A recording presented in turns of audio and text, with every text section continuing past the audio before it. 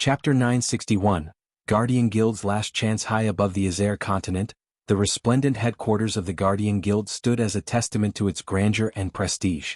Adorned in pure white, its majestic architecture reached toward the heavens, reflecting the Guild's noble purpose of safeguarding the realm.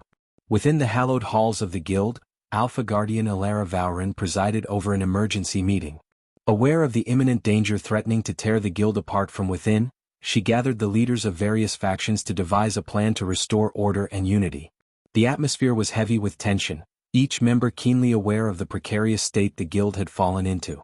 Since the Skyhall execution team had ruthlessly stripped Noah of his revered title as the leader of the Guardian Guild and imprisoned Ethan Winston, Noah's esteemed father, the Guild had been left rudderless and vulnerable.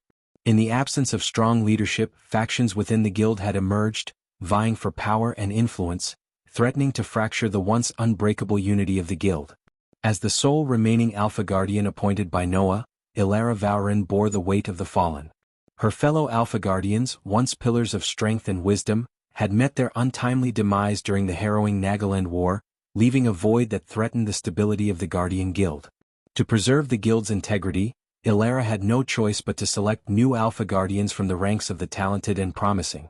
These successors, though brimming with potential, lacked the seasoned experience and honed skill of their predecessors. Ilara knew that with time, they would grow into their roles and shine brightly, but the pressing challenge was the absence of a unifying leader. Within the Guild's hallowed halls, ambitious and influential guardians had formed their own factions, eagerly awaiting the opportune moment to seize the coveted position of Guild leader. Once noble and devoted, these individuals had succumbed to the corrupting influences of greed and power, their allegiance to the Guild tarnished by their personal ambitions. Noah had diligently cleansed the Guild of corruption, but it seemed that the seeds of darkness had taken root once more.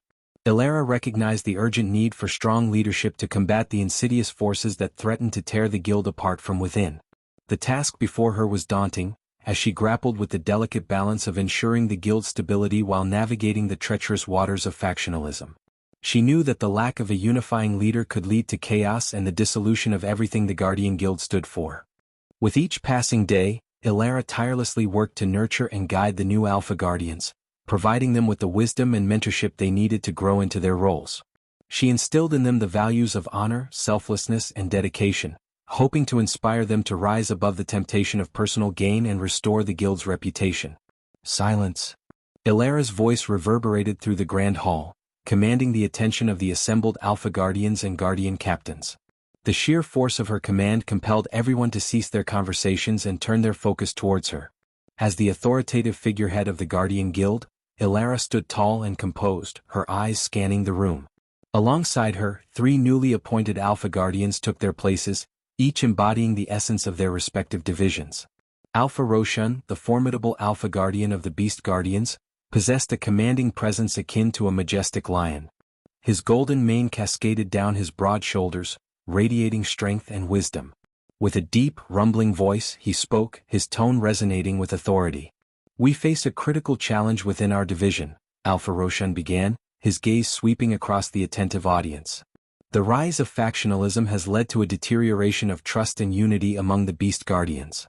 We must address this swiftly and restore the bond that once bound us together."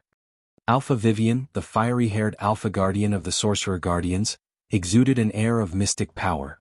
Her vibrant red locks shimmered under the light, mirroring the intensity of her magical prowess. She stepped forward, her voice carrying an undercurrent of determination. "In the realm of the arcane, we encounter a different set of trials," Alpha Vivian continued, her emerald eyes sparkling with unwavering resolve. "The misuse and abuse of magic have tarnished our reputation. We must instill stricter regulations and education to foster responsibility and discipline among our ranks." Alpha Garrick, the seasoned warrior and Alpha Guardian of the Warrior Guardians, emanated an aura of battle-hardened valor. His scars and weathered armor spoke of countless victories and sacrifices. With a deep voice etched with experience, he addressed the gathering. "Our division grapples with a crisis of discipline," Alpha Garrick declared, his gaze penetrating through the room. "Some of our warriors have strayed from their honorable path, yielding to personal desires and forsaking their duty. We must re-establish a code of conduct and reinforce our core values to restore the integrity of the Warrior Guardians."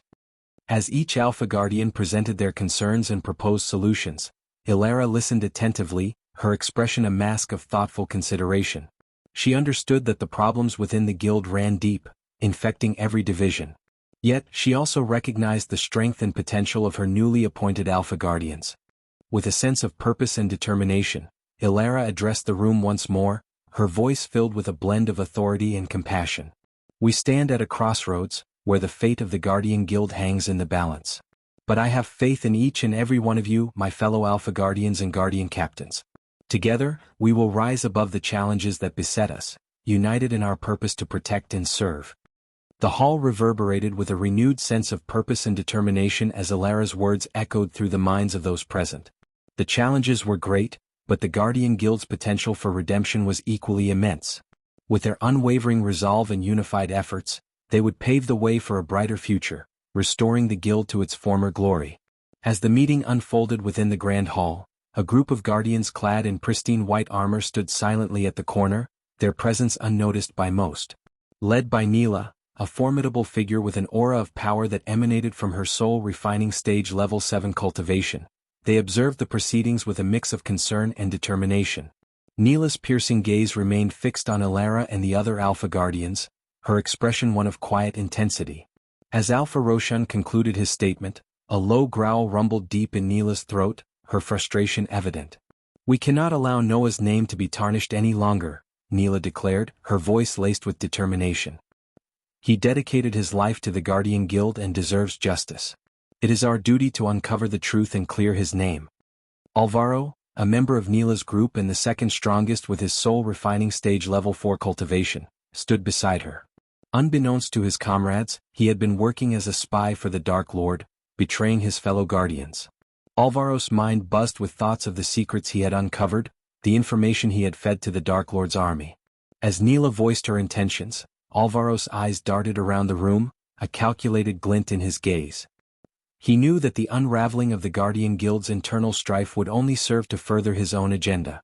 The Dark Lord's promises of immortality and increased power tantalized him, clouding his judgment and fueling his ambition. While outwardly appearing to support Neela's determination to clear Noah's name, Alvaro silently calculated his next move. He pondered the secrets he had yet to uncover within the guild, knowledge that could prove invaluable to the Dark Lord's cause. The thought of presenting this information to his mysterious benefactors filled him with a sense of anticipation and the promise of greater rewards. Alvaro knew he danced a treacherous dance, walking a tightrope between loyalty to the Guardian Guild and his clandestine allegiance to the Dark Lord. His mind buzzed with possibilities, weighing the potential outcomes of his dual existence. As the meeting continued, the air thick with tension and the weight of responsibility, Neela and her fellow guardians exchanged their differing viewpoints. Neela's determination to have Alicia, Noah's wife, take charge of the guardians in his absence, clashed with the objections voiced by Alvaro and others within the group. Neela's eyes flashed with conviction as she spoke, her voice carrying a resolute tone. "Alicia has suffered greatly at the hands of the Dark Lord. Her resilience and strength make her the ideal candidate to lead us in these troubled times. We must rally behind her and restore the honor of the Guardians." "Neela, I understand your intentions, but we must consider the implications of Alicia's deep-seated hatred for the Dark Lord. It has clouded her judgment, making her vulnerable to rash decisions that could endanger us all." Alvaro, his gaze hidden behind a mask of calculated neutrality, spoke up with a measured tone. Others within the group nodded in agreement, their expressions etched with concern. They understood the pain Alicia had endured, but they also recognized the potential pitfalls of entrusting their fate to a leader driven by personal vendetta. Neela's brows furrowed, her determination unyielding. "I believe in Alicia's strength and resilience. She has the power to unite us and guide us towards victory. We cannot let fear and doubt hold us back." Alvaro's eyes narrowed, a flicker of subtle intent passing through his gaze. Perhaps it would be wise to consider all options before rushing into such a decision. The Dark Lord's reach is vast, and we must prioritize the safety and well-being of our fellow guardians. Neela's jaw tightened, her stance unwavering. "We will not falter in our pursuit of justice. Alicia has the spirit to confront the Dark Lord, to avenge her family and protect our guild. We must support her." As the debate raged on, the rift within the group widened. The weight of conflicting loyalties and hidden agendas bore heavily upon the Guardians, threatening to fracture their unity and weaken their resolve. Unbeknownst to them, Alvaro's duplicitous actions loomed in the shadows as he played a dangerous game of manipulation, ready to exploit any opportunity that would further his allegiance to the Dark Lord. As the tense atmosphere gripped the meeting hall, a sudden commotion erupted at the entrance. A guardian, trembling and drenched in sweat, stumbled into the room, his face contorted with fear. He stuttered and stammered, struggling to find his voice amidst the overwhelming terror that gripped him. Ilara, her brows furrowing with concern, quickly moved forward, her eyes fixed on the shaken guardian. "What has happened? Why are you so frightened?" she asked, her voice laced with urgency. The guardian's words tumbled out in a jumble, his voice quivering with fear. "H. the demon BB Butler, he's here. He waits outside, to deliver a message from the Dark Lord himself." A collective gasp swept through the room, the gravity of the situation sinking in. Ilara's heart quickened, her mind racing with the implications of this unexpected arrival. Without hesitation, she led the way as the guardians rushed out of the hall, their gazes fixated on the figure awaiting them. As they stepped into the open air, their eyes fell upon Azazel, the demon butler of the Dark Lord. He stood alone, his neat butler uniform exuding an eerie sense of calm. His jet-black hair was impeccably combed to the side, framing a youthful face that belied the power that lay within. Crimson-red eyes bore into the guardians, an intensity in their gaze that sent shivers down their spines. The guardians, their hearts pounding with a mixture of fear and curiosity, couldn't help but shudder at the sight of Azazel, the demon butler of the Dark Lord. His presence alone seemed to cast a chilling aura that sent shivers down their spines. They couldn't deny the immense power emanating from him, knowing that he stood at the Immortal stage level 9. Azazel's crimson eyes calmly scanned the assembled guardians, his gaze unyielding and devoid of fear, despite being deep within enemy territory. The sneer that tugged at the corners of his lips only heightened the unease that settled over the weaker guardians, who mumbled among themselves, their voices trembling with trepidation. "He's so powerful. What chance do we have against him?" One whispered, the words laced with a mixture of awe and fear. "We mustn't let his presence deter us. We are the guardians, defenders of justice." Another whispered, trying to instill a sense of courage amidst the rising anxiety. As the guardians converged in the sky, their eyes fixed upon Azazel, their determination wavered in the face of his imposing figure. The weight of their duty pressed upon them, the magnitude of the situation becoming increasingly clear. Ilara, her eyes narrowing with determination, stepped forward to confront Azazel. Her voice cut through the tense air, filled with authority and defiance. "Why have you come here, Azazel? This is our territory and I have every right to strike you down where you stand." Azazel's lips curled into a contemptuous smirk, his crimson eyes locked onto Ilara. "Oh dear Ilara," he sneered, his voice dripping with mockery. "If the Guardian Guild were still strong, perhaps you would have had the chance. But without Noah you are nothing. Just a collection of weaklings clinging to the remnants of a fading legacy." The Guardians bristled at Azazel's words, their collective anger and determination simmering beneath the surface. They exchanged glances, their resolve solidifying as they prepared to defend their honor and their home. Ilara's voice rang out, strong and unwavering. "We may have lost our leader, but our spirit remains unbroken. We are guardians, bound by duty and united in purpose. We will not yield to the likes of you." Azazel's eyes gleamed with a mix of amusement and malice. "Ah, the bravado of the desperate," he retorted, his tone laced with disdain. "But I am not here to engage in meaningless battles. I bring a message from the Dark Lord himself." The tension in the air grew thicker as the Guardians leaned in, their gazes fixed on Azazel, anticipation and dread intertwining within them. "What is this message?" Ilara demanded, her voice laced with a mix of defiance and curiosity. Azazel's smile widened, his crimson eyes flashing with a dark glimmer. "You have 2 days, he proclaimed, his words like venomous whispers. 2 days to abandon this guild, to scatter and hide like the rats you are. After that, the Dark Lord will personally come to this guild and burn it to the ground. And anyone who dares to stand in his way will meet their demise." The Guardians exchanged stunned glances, the weight of Azazel's words pressing upon them. Fear mingled with determination as they grappled with the reality of their impending fate. Ilara's voice trembled with suppressed anger and defiance. "We will not bow before the Dark Lord. We will stand our ground and defend what is ours." Azazel's laughter echoed through the air, a chilling sound that sent a shiver down the spines of the Guardians. "So be it," he sneered. "But remember, the darkness is relentless. and your feeble resistance will only lead to your destruction. As Azazel turned to depart, his dark wings unfurling behind him, the Guardians were left in a whirlwind of conflicting emotions. They understood the gravity of the situation, the immense power they faced, but within the depths of their hearts, a glimmer of hope still burned. They would not surrender without a fight, for they were Guardians, defenders of justice, and they would face the darkness head-on no matter the cost. When the shock settled among the Guardians, whispers of disbelief rippled through their ranks. But, the Dark Lord disappeared? Where did he go? One Guardian murmured, his voice filled with confusion. We thought he had vanished for good, another whispered, his eyes wide with realization. But now he's back and more dangerous than ever.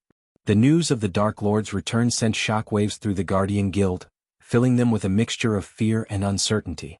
They had hoped for respite in his absence, but now, they were faced with the undeniable truth that the Dark Lord's power still loomed over them. Chapter 962. No backup for the Guardian Guild. Following the Dark Lord's chilling warning of the impending destruction of their Guardian Guild, Ilara retreated to the sanctuary of her meticulously arranged room. The space exuded an air of tranquility, with neatly stacked books lining the shelves and a captivating board game that challenged and sharpened her strategic thinking. Taking a purposeful stride, Ilara approached her table and deftly retrieved a silver bead from one of the carefully organized drawers.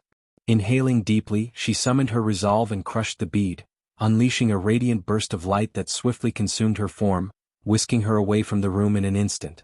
In an instant, Ilara materialized within a grand and brilliantly illuminated hall. The space exuded a sense of majestic splendor, adorned with a colossal chandelier that bathed the room in a warm ethereal glow. At its center stood a large stone table, flanked by sturdy stone chairs that beckoned to be occupied. Casting an imposing presence, a towering statue of a lady, entwined with a sinuous snake, commanded attention from one corner of the room. As Ilara, an elegant elf with golden hair and piercing blue eyes, entered the hall, she found herself confronted by several figures seated around the round table. Among them were Alicia, Celici, Evan Clark, and an enigmatic beast man who concealed his features beneath a cloak of dark robes. He is back. Ilara's voice resounded with a mix of urgency and determination, as she shared the news of the Dark Lord's return with her comrades. The revelation triggered a tumultuous wave of emotions within each individual, blending fear, anger, and an unwavering thirst for retribution against the Dark Lord. Yet, amidst the charged atmosphere, the enigmatic beastman and Celici exuded an eerie calmness, almost as if they had anticipated the Dark Lord's resurgence. A serene smile graced Saelsis' face, as if she held secrets and plans beyond the reach of others. Saelsis' calm demeanor persisted as she responded to Ilara's plea. Then it's time to expedite our plans, she stated in a composed tone, her words carrying an air of determination. But Ilara refused to yield, her fist tightening as she confronted Celici. No. We must devise a plan to save the Guardian Guild. Azazel, the Dark Lord's minion, has delivered a message, giving us a mere 2 days to abandon the guild before the Dark Lord himself arrives to obliterate it along with everyone inside, she implored, her voice filled with urgency and a desperate need for support. Saelsis' nonchalant response, laced with indifference, provoked a frown from Ilara. Why bother, honey? Celici retorted, her words dripping with an unsettling lack of concern. Saelsis' voice remained steady as she expressed her viewpoint, her words carrying an air of finality. The Guardian Guild, my dear, is akin to a dying animal. Attempts to salvage it would only prolong its suffering, prolong the inevitable. We must face the harsh truth that there is no conceivable plan in existence that can protect the Guild from the Dark Lord's wrath. With his formidable power at the half-celestial stage, we lack any semblance of strength or support to pose even a remote challenge against him, Celici explained, her serene countenance, seemingly undisturbed by the gravity of the situation, accentuated the weight of her words. Alicia's frustration and anguish ignited, her voice echoing with a mix of anger and desperation as she forcefully slammed her hand on the table. So what do you expect us to do? Stand idly by and watch that bastard destroy everything my husband worked tirelessly to build? Her concern for Noah, lost after the Dark Lord's brutal attack on his mentor, Andreas, intensified her emotions. With Noah still unconscious and his whereabouts unknown, Alicia's anxiety grew, fueling her desire to protect his family. The Skyhall's ruthless execution team had apprehended Ethan Winston and the elders, dismantling the entire Winston family. Fortunately, Noah's aunties found refuge in Breedia, seeking asylum under the protection of King Bredia, given their familial ties. Saelsis' calm demeanor remained unwavering, her gaze steady as she countered Alicia's outburst. Why waste our efforts mending a dying creature when we have the opportunity to create a formidable force capable of toppling the Dark Lord? Remember, the Guardian Guild is more than just a physical structure. It resides within its members. Have you ever stopped to consider why the Dark Lord granted a 2-day ultimatum? He wants the Guardians to abandon the guild, sacrificing their loyalty to save their own lives. Tell me, Elara, how many Guardians have already handed in their resignations and fled? Saelsis' piercing gaze fixed upon Elara, demanding her attention. Too many, Elara sighed wearily, her steps carrying the weight of exhaustion as she approached the table and took her seat. Weariness permeated her being, overshadowed by the daunting task at hand. Salisi leaned forward, her eyes gleaming with determination as she presented her plan. The best course of action is to identify the most talented individuals within the guild who still hold unwavering loyalty to Noah. We must recruit them into our ranks, forming a united front against the Dark Lord. While Michael and Gaia were occupied in the depths of hell, Salisi took it upon herself to tirelessly seek out those with the values of honor and courage, individuals who would join the impending battle against the Dark Lord. In essence, she was constructing a clandestine army in the shadows, hidden from the prying eyes of their enemy. Among the first recruits were Evan Clark, accompanied by his fiancée Victoria, Elara Vaurin, and Alicia Winston.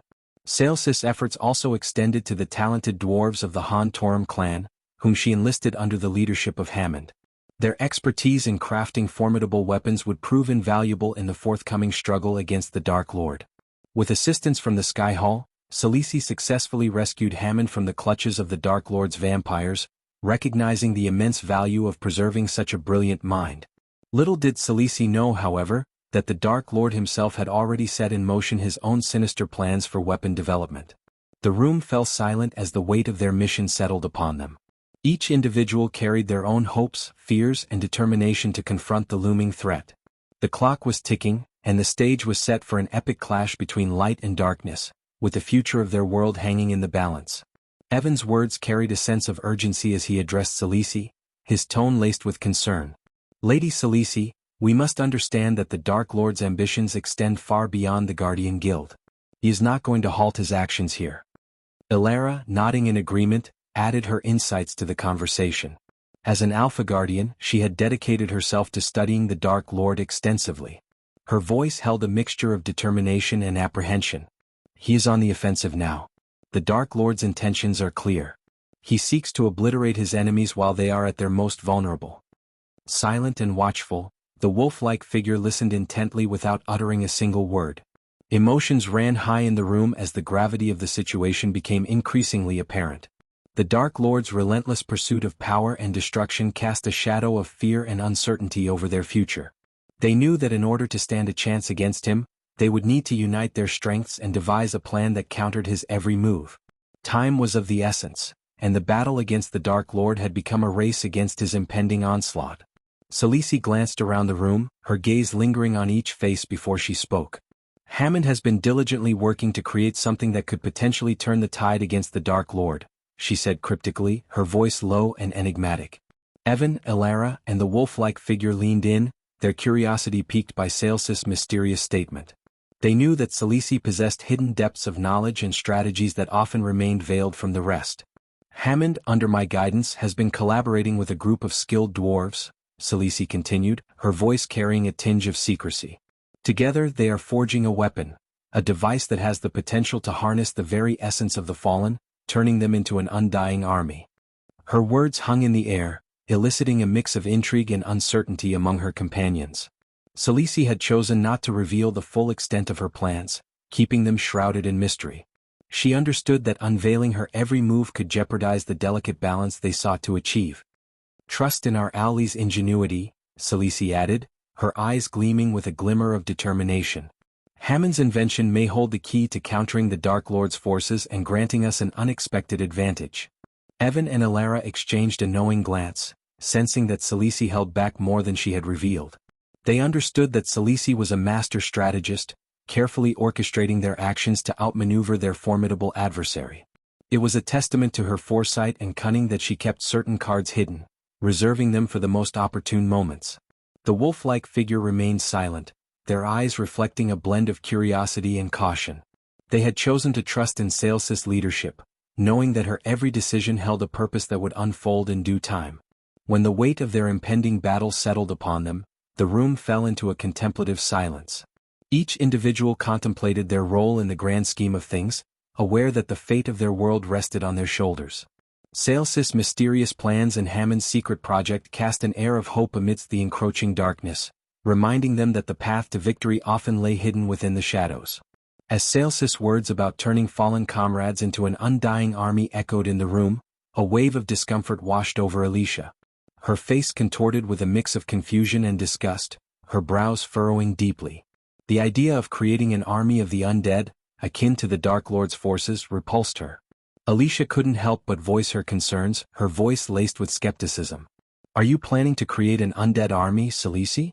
Are we not just becoming as twisted and vile as the Dark Lord himself if we resort to such methods?"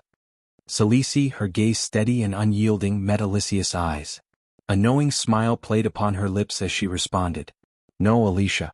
This is not an undead army in the conventional sense. It is something much more." Her words hung in the air, leaving Alicia yearning for more answers. The unease within her gnawed at her, questioning the morality and integrity of their cause. She understood the necessity of fighting back against the Dark Lord, but she didn't want their actions to mirror his malevolence. "I cannot reveal all my plans just yet," Xianxia continued, her voice filled with conviction. "But trust me when I say that what we are creating is not an army of mindless undead. It is something different, something that can tip the scales in our favor without sacrificing our humanity." Alicia bit her lip, still grappling with her doubts. She looked around the room, searching for reassurance in the eyes of her companions. Evan and Alara, though intrigued by Xianxia's enigmatic words, appeared to trust her judgment. The wolf-like figure remained silent, their unreadable expression suggesting a willingness to follow Xianxia's lead. Xianxia's calm demeanor and air of confidence began to alleviate Alicia's initial concerns, replacing them with a flicker of hope. Perhaps there was more to Xianxia's plan than she initially thought. As the conversation progressed, Evan interjected, his voice laced with urgency. "Xianxia, we shouldn't forget about Noah's spies within the Dark Lord's army. They hold valuable information and could be crucial assets in our fight. We should consider pulling them out, ensuring their safety and utilizing their knowledge against the Dark Lord." Xianxia's gaze shifted to Evan, considering his words carefully. She understood the importance of the spies and the insights they could provide. However, her thoughts were focused on a different strategy, one that required subtlety and gathering intelligence from within the enemy's ranks. "I appreciate your concern, Evan," Xianxia replied, her tone measured. "But at this stage it is best to keep the spies embedded within the Dark Lord's army. They are our eyes and ears, gathering vital information about the Dark Lord's plans and movements." Alicia's brow furrowed as she tried to comprehend Xianxia's reasoning. But won't they be in grave danger? The Dark Lord could discover their true identities and execute them. Xianxia's gaze hardened, her resolve unwavering. "I understand the risks involved, Alicia, but we must tread carefully. Pulling them out now could raise suspicions and jeopardize their lives. By keeping them within the Dark Lord's army, they can continue to gather valuable intelligence, ensuring we stay one step ahead." Evan nodded reluctantly, acknowledging the rationale behind Xianxia's decision. He knew they needed as much information as possible to counter the Dark Lord's plans effectively. However, he couldn't help but worry for the safety of the spies and the potential consequences they might face.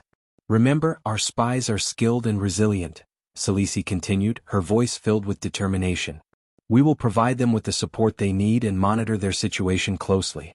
If the risks become too great, we will reassess and act accordingly. But for now, their presence within the Dark Lord's army is our best chance to gather crucial intel and gain an advantage." Alicia sighed, reluctantly accepting Xianxia's perspective. She knew that Xianxia had a knack for playing the long game, strategizing with meticulous care. While uneasy about the spy's precarious situation, she understood the importance of information in this battle against the Dark Lord. With their discussion concluded, the group settled into a determined silence, each member contemplating their role in this dangerous undertaking. The path ahead was treacherous and sacrifices would be inevitable.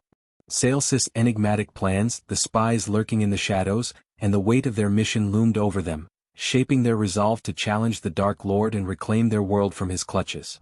Chapter 963, Game of schemes. As the bustling preparations for Michael and Gaia's wedding filled the air, Michael sought solace within his forge located deep within the heart of the demon's grave.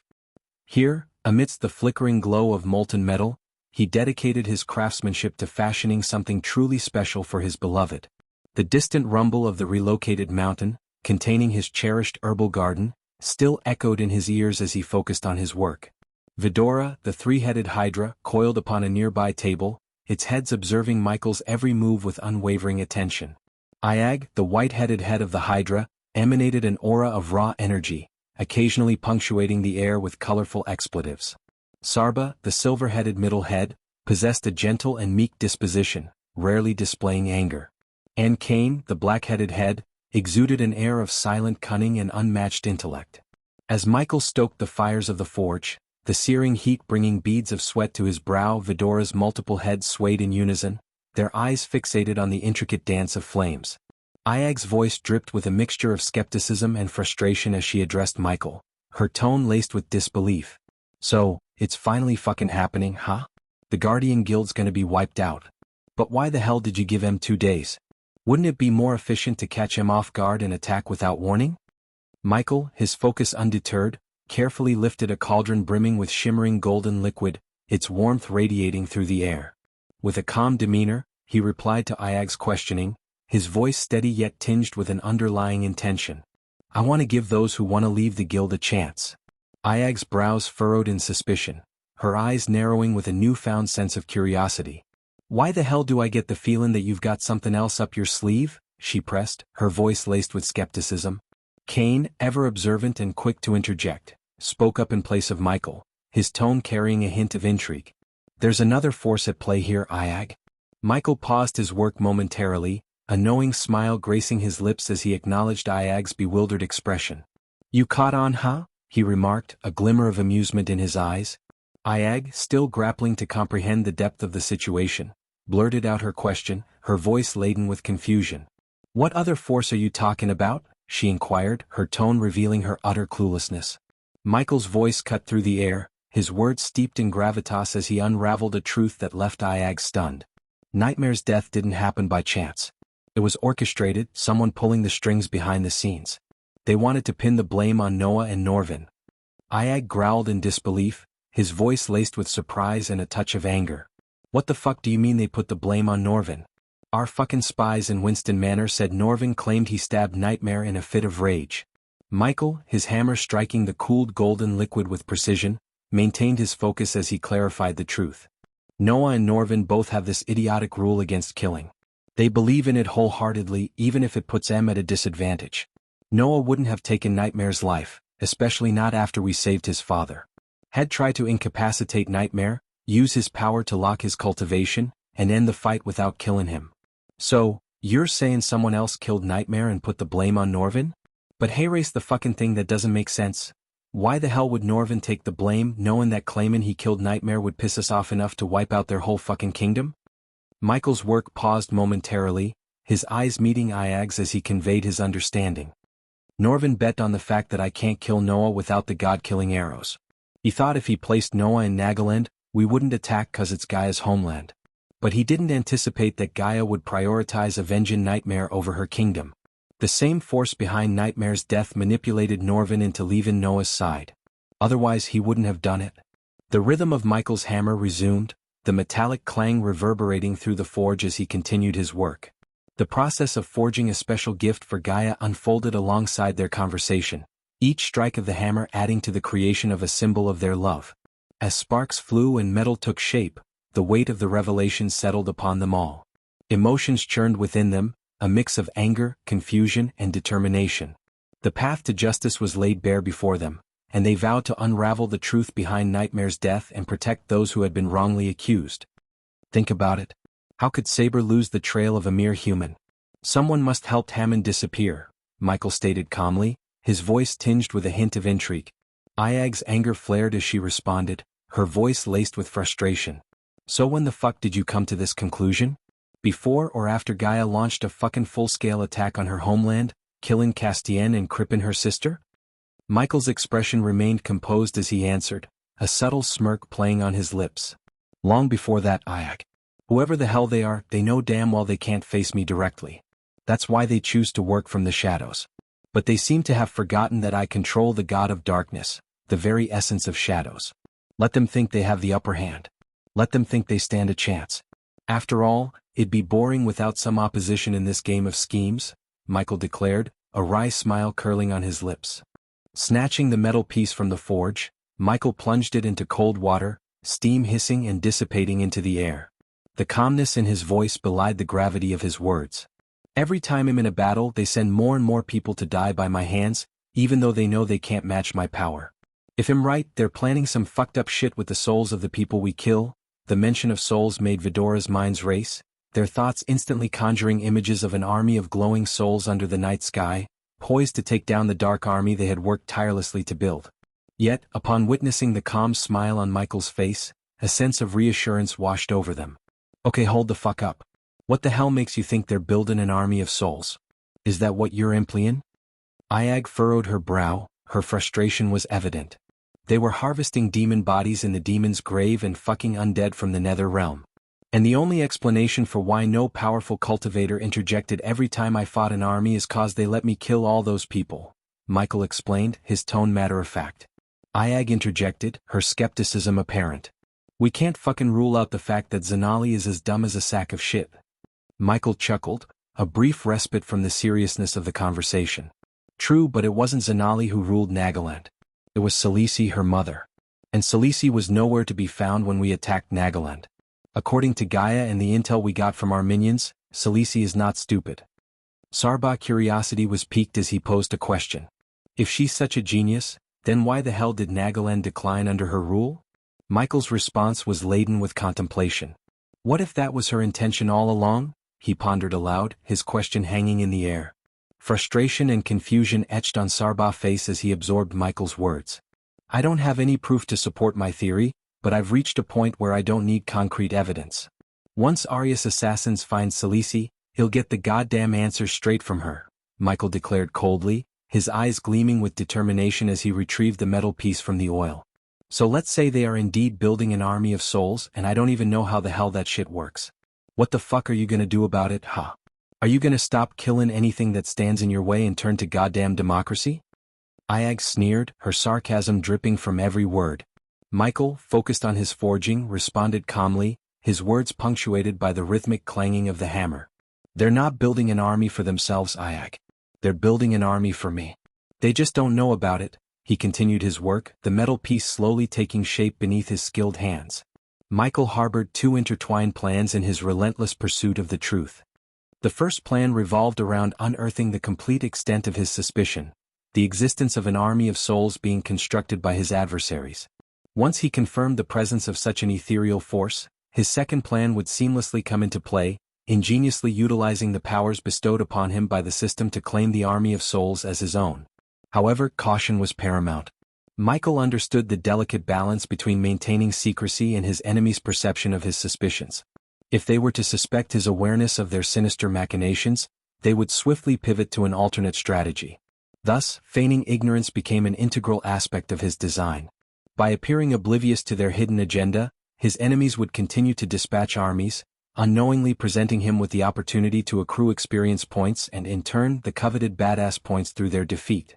It was through this process of skillful manipulation that Michael would steadily accumulate his store of badass points. In the intricate dance between light and darkness, Michael's strategic mind worked tirelessly, envisioning a future where the army of souls stood as a testament to his indomitable will. With careful precision, he calculated each step, knowing that the revelation of the truth would pave the path for him to harness the power within the souls and forge his own indomitable army. Though the system had temporarily gone offline, and he couldn't earn experience points for his kills, Michael knew he still amassed a fucking ton of badass points. After the war in Nagaland, he had a staggering 20 million badass points just waiting to be utilized. He was confident that once the system came back online, he could turn whatever this unknown enemy was doing in the shadows against them, using the powers granted by the system. As the conversation shifted to the topic of spies, Iag raised a proposition that made Michael pause. Now that Noah is gone and we're on the verge of destroying the Guardian Guild, we should hang Noah's fucking spies among our ranks and make an example out of them, Iag suggested, her tone laced with vindictiveness. Michael shook his head, his expression contemplative. "No. They are far more valuable to me alive than dead. I've instructed Trista to place these spies in a special unit and feed them false information. This unknown enemy of mine will eventually seek out these spies and attempt to use them. And when that happens, these spies will unknowingly lead me straight to them," Michael explained, his eyes gleaming with a cunning resolve. Michael was acutely aware of the inevitable infiltration of his army by hostile spies. With force comprising nearly 2,000 soldiers, it was an insurmountable task to monitor each individual closely. The unsettling truth was that any of them could be swayed to betray him with the right incentives, and he had seen firsthand how easily loyalty could be compromised. To safeguard against potential dangers posed by these spies, Michael understood the importance of keeping crucial plans close to his chest. It was unnecessary for the lower-ranking soldiers to be privy to the intricacies of his strategies. By withholding such vital information, he effectively limited the amount of actionable intelligence available to his enemies. This approach aimed to minimize the risk of leaks within his own ranks, preventing vital details from falling into the wrong hands. With a deliberate and calculated approach, Michael aimed to provide his adversaries with a paltry amount of useful information, leaving them grasping at shadows and uncertain of his true intentions. However, Michael recognized that the presence of hostile spies within his army wasn't entirely a disadvantage. In fact, he saw it as an opportunity to turn the tables on his enemies. Once he successfully identified these spies, he could carefully trace their activities to uncover their superiors and the broader network they were reporting to. This chain of information would lead him to the heart of the enemy's operations and reveal the larger threat they posed. As Michael delved deeper into this game of deception and intrigue, a sense of exhilaration coursed through his veins. The thrill of outmaneuvering his adversaries, using their own spies against them, was a source of satisfaction. With each step he gained a strategic advantage, unraveling their plots and turning their schemes to his advantage. It was a thrilling pursuit that fueled his determination to protect his army and ensure their ultimate victory. With the plan firmly established, every element began to align as they readied themselves to outsmart their foes. In the intricate interplay between brightness and obscurity, Michael maintained a constant advantage, his sharp intellect tirelessly at work to expose the facts and conquer his enigmatic adversary, reducing them to defeat. When Michael set aside the hammer, his mind brimmed with a myriad of plans, ranging from Plan A to Plan Z. His confidence soared beyond a mere 100%, surpassing even 200%, as he envisioned emerging victorious against whoever dared plot in the shadows. Being the Dark Lord, he understood that adversaries would shy away from direct confrontation, fully aware that facing him head-on would only result in their demise. Hence, schemes became their sole recourse, their slim chance of challenging his reign. In the grand game of schemes, my enemies may revel in their initial victories, thinking they have me cornered. But little do they know I thrive amidst the chaos they create. Schemes may be their feeble attempt to bring me down, but I am the master of shadows, the orchestrator of their downfall. For every scheme they devise, I have 10 strategies waiting in the darkness. And in the end, when the dust settles, it is I who emerges triumphant and untouchable. The schemes may dance and deceive, but I, the Dark Lord, always have the final move. Chapter 964. Effects of the Dark Lord's Armor Pieces. Forgive this idiot author for not editing the properly when I first published it. I rewrote the chapter completely and add few more exciting things to the chapter. Please read the 963 before continuing to read the below chapter. Venturing into the dark, newly built and dimly lit underground cellar beneath Kaya's home, Celici descended further into its eerie depths. The air within was heavy and tainted, carrying the unmistakable stench of blood, a testament to the horrors that had unfolded within these confines. As Celici cautiously advanced, the flickering light of torches revealed a macabre sight. The ground was stained with dried blood while fresh puddles glistened ominously. Chains hung from the walls, bearing the scars of countless struggles, evidenced by scratch marks and lingering traces of crimson. A bone-chilling symphony of gnawing and croaking sounds filled the air, a chilling reminder of the torment inflicted upon unfortunate victims held captive within this dismal underworld. Xianxia's steps faltered as a movement caught her attention, drawing her gaze to the dancing shadows. Amidst the obscurity, bolts of crimson-red lightning flickered, casting an eerie glow upon a tall figure. The atmosphere grew tense as Xianxia's eyes locked onto the enigmatic presence concealed within the darkness. "We need to talk, Quintus," Xianxia's voice resonated through the chilling air of the underground cellar. Though fully aware of the horrors that had unfolded within these very walls, she maintained an unnerving calmness in her demeanor. As Celici approached, the figure known as General Quintus remained motionless, seemingly unperturbed by her presence. Seizing a torch from the pillar nearby, Celici thrust its illuminating flame into the darkness, revealing a grotesque scene. General Quintus, shrouded in tattered misty robes, was hunched over a young man, his twisted form engrossed in a macabre feast. General Quintus' appearance was nightmarish to behold. Veiled beneath his ragged attire, he donned a menacing metal chest plate adorned with an intricately engraved skull. The chest plate seemed to pulsate with minuscule, crimson-red bolts that danced in an otherworldly fashion. His disfigured countenance was a horrifying sight, with decaying flesh peeling away from his face, exposing raw, oozing wounds. Trails of blood streamed down his neck and eyes, while only a few stray strands of hair clung desperately to his scalp. His emaciated frame exuded an aura of terror, evoking a chilling sense of dread. Despite the terrifying visage before her, Celici maintained her composure, steeling herself for the conversation that lay ahead. She knew that engaging with General Quintus, despite the horrors he embodied, was crucial in unraveling the mysteries that plagued their world. "Disturb not my feast, woman," Quintus snarled, his fangs deeply embedded in the young man's neck, extracting the lifeblood with a gruesome hunger. Suppressing her revulsion, Celici maintained her composure, a necessary sacrifice in her quest for allies and powerful figures to bolster her Shadow Clan's fight against the Dark Lord. The sight of Quintus, an abomination of nature, was a reminder of the dark forces she had to navigate. "Quintus, I warned you about wearing those cursed armor pieces," Celici spoke, her voice laced with a hint of concern. Leaning against a pillar, she observed the frailty that plagued Quintus. She knew all too well that his vampiric regeneration alone would not sustain him indefinitely. Desire gleamed in Quintus' eyes as he released his hold on the lifeless husk of the young man. The once vibrant, plump body had withered into a desiccated shell, drained of all vitality. Quintus' elongated tongue slithered across his blood-stained fingers, relishing the remnants of his gruesome meal. His crimson eyes fixated upon Celici, hunger still burning within. The tense atmosphere between Celici and Quintus hung heavy, an unspoken understanding lingering beneath their interaction. Celicis' need for Quintus' allegiance and his insatiable thirst for more power converged in this macabre encounter, a delicate dance between manipulation and necessity.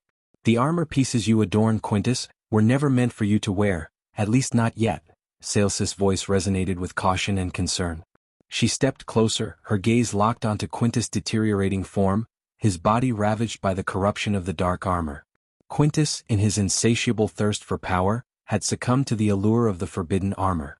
Its malevolent influence had gradually seeped into every fiber of his being, twisting and distorting him into an unholy abomination. The once noble figure was now a grotesque manifestation of decay and despair. Only his vampiric regenerative abilities and a constant supply of blood from the unfortunate souls of Kingdom Giselle sustained Quintus' fragile existence. The armor, however, acted as a poison, slowly consuming his body and soul with each passing moment. Celicis' words held the weight of knowledge and a tinge of desperation. She understood the dire consequences of Quintus continuing to wear the armor. It was a path that would lead to his eventual demise, a complete corruption of his very essence. "We must conduct further research, Quintus, and find a way to cleanse and reforge the armor so that it may serve its true purpose," Celici implored, her voice tinged with urgency. "Wearing it as it is will only lead to your ultimate demise, a fate we cannot afford." As Celici spoke, she couldn't help but feel a pang of sympathy for Quintus. He had succumbed to the allure of power, his body transformed into a nightmarish visage of his former self. "This armor is mine, mine alone," Quintus snarled defiantly, dismissing Celicis' warnings. His lips peeled back to reveal his menacing pair of elongated fangs, stained with the blood of his victims. The intensity of his gaze bore into Celici, unyielding and filled with a feral determination. Despite all the warnings and pleas from Celici, Quintus stubbornly clung to the corrupted armor, his features contorted with defiance. His hissing voice and blood-stained teeth only emphasized the depth of his descent into darkness. Undeterred by Quintus' aggression, Celici stood her ground, her unwavering resolve shining through. Not a trace of fear flickered in her eyes, even in the face of such a gruesome abomination. "These armor pieces belongs to the Dark Lords, Quintus. He is relentless in his pursuit of what is rightfully his. If he discovers you wearing them, he will tear you apart without mercy. No armor will shield you from his wrath." Celicis' words carried a sense of urgency and a hint of concern for Quintus' safety. The truth of her words stoked a furious anger within Quintus, his bloodlust reaching its boiling point. With inhuman speed he lunged at Celici, driven by a primal rage. Yet, Celici remained composed, her gaze unwavering. In response, Celici calmly raised the torch in one hand, its flickering flames casting an eerie glow in the dimly lit cellar. With her other hand she summoned a swirling mist that danced through the torch's fire, transforming it into a powerful torrent of blue flames. As the searing flames engulfed Quintus, his anguished roar filled the air. The intensity of the fire forced him to retreat into the shadows, seeking solace in the darkness that veiled his monstrous form. There, his vampiric regeneration would work tirelessly to heal the wounds inflicted by Saelsis' flame. Quintus' face contorted with rage, his eyes burning with a bloodlust that seemed insatiable. "You wretched bitch!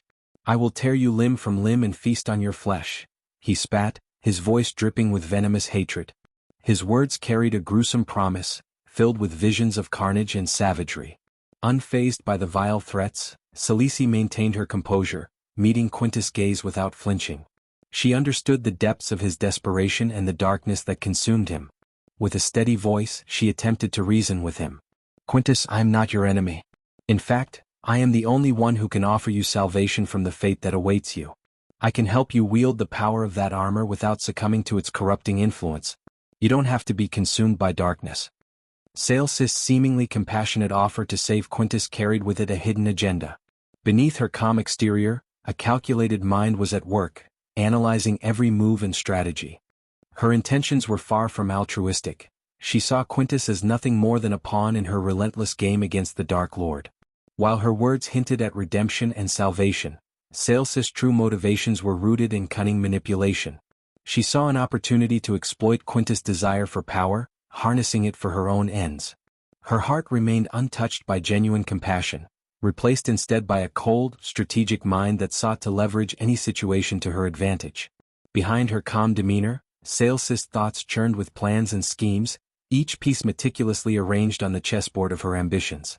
She was ruthless in her pursuit of victory, willing to use anyone and anything as a means to an end. Quintus, with his immense power and thirst for blood, became just another tool in her arsenal. In her eyes, alliances were temporary, loyalty was expendable, and emotions were mere hindrances. Celici was a master manipulator, weaving a web of deception and intrigue, ensuring that she remained several steps ahead of her adversaries. Her actions were guided solely by self-interest, and she had no qualms about sacrificing others in her relentless pursuit of power. Despite the maddening corruption that clouded Quintus' mind, a flicker of rationality remained within him. Deep down he understood the perilous truth in Saelsis' words. If he persisted in wearing the accursed armor pieces, his very existence would be devoured by their malevolent power. It was a realization that pierced through the haze of his insanity. Quintus, in his fragmented state, grasped a fundamental truth that eluded most. The armor pieces were not meant for mortal beings, and if he could not bear their weight then no one else could either. They were crafted specifically for the Dark Lord, their twisted design a reflection of his maleficence. In stark contrast, Celici, with her cunning and knowledge, recognized the armor's true nature. She understood the irrefutable connection it held with its creator, the Dark Lord himself. It was an understanding born from her meticulous research and her unyielding pursuit of knowledge. Quintus' sudden desire for the armor pieces derailed Saelsis' original plan. She had intended to bring the coveted artifacts to her lair, where she could conduct extensive research and unravel their secrets. It was through this meticulous study that she hoped to unlock the possibility of someone other than the Dark Lord donning the armor pieces. The allure of uncovering such knowledge fueled Saelsis' ambition. She understood the immense value of keeping the armor pieces out of the Dark Lord's clutches. By preventing him from obtaining them, she could hinder his progress and impede the completion of his formidable armor. Yet, Quintus' insatiable lust for the accursed pieces threw a wrench into her carefully laid plans. His uncontrollable desire now threatened to snatch the armor pieces from her grasp, denying her the opportunity to delve deeper into their mysteries. "Now, Quintus, time is running out. Remove the armor pieces and hand them over to me." Saelsis' voice quivered with urgency. The weight of their impending danger hung heavy in the air. She needed Quintus to understand the gravity of the situation. "The Dark Lord himself is en route to our location. His arrival is imminent," Celici revealed, her words laced with a sense of impending doom. The urgency in her voice conveyed the need for immediate action. They could no longer afford to linger in Giselle's confines. Celici reveled in the immense advantage she held over the Dark Lord.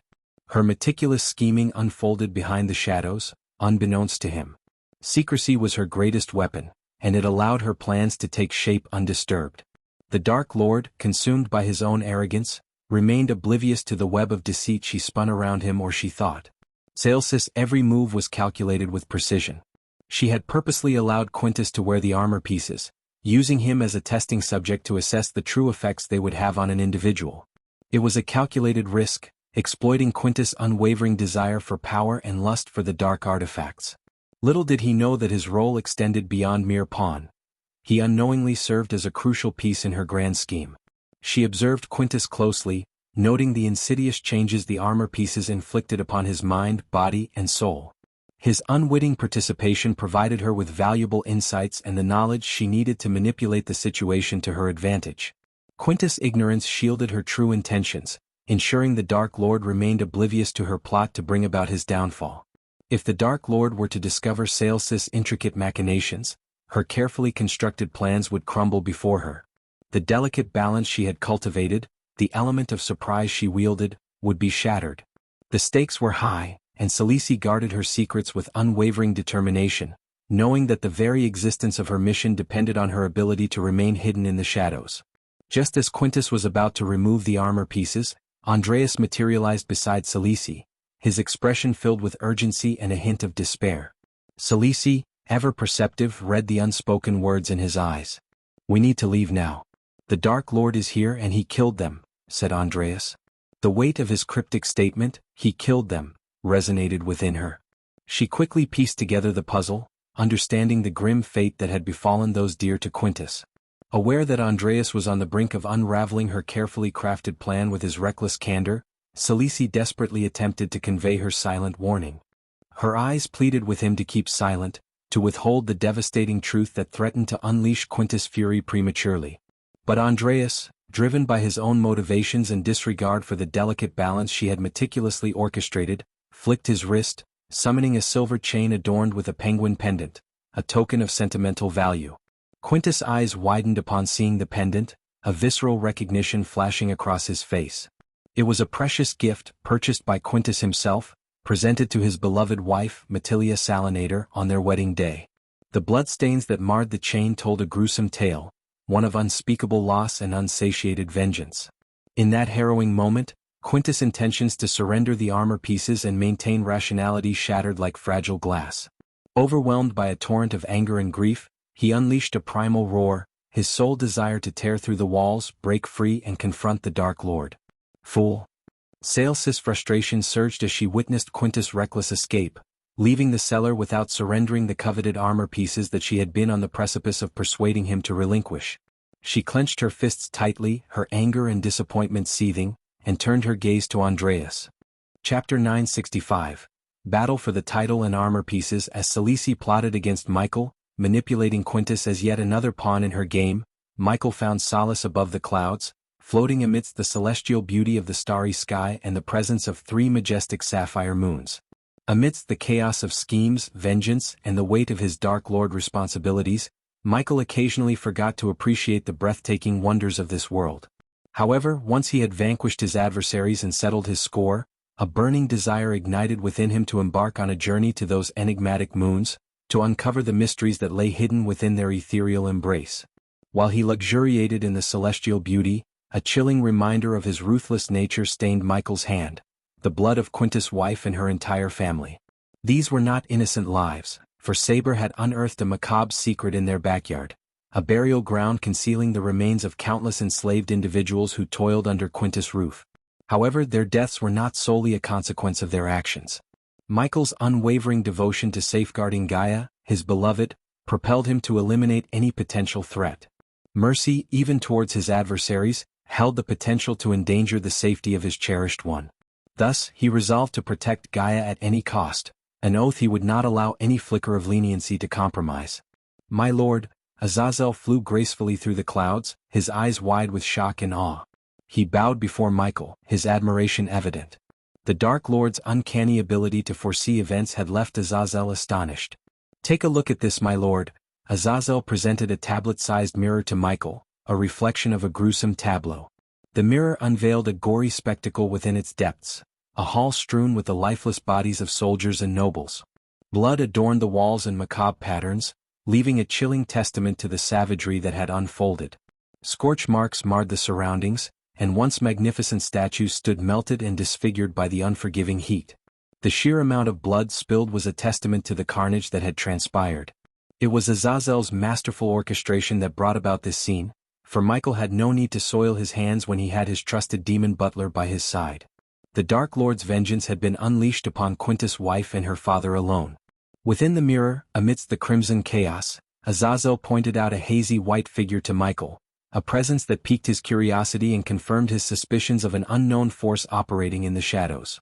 "My lord," this fleeting blur appeared for a mere moment within the hall. "Initially I dismissed it as a glitch or a stray speck of dust. However, you had foreseen its arrival," Azazel explained, his voice tinged with intrigue. Michael's cunning plan had unfolded flawlessly, leaving Azazel astounded. After executing his vengeance upon Quintus' family, Michael had left a spider, a small surveillance device, concealed within their home. Its purpose was to record and transmit all subsequent events.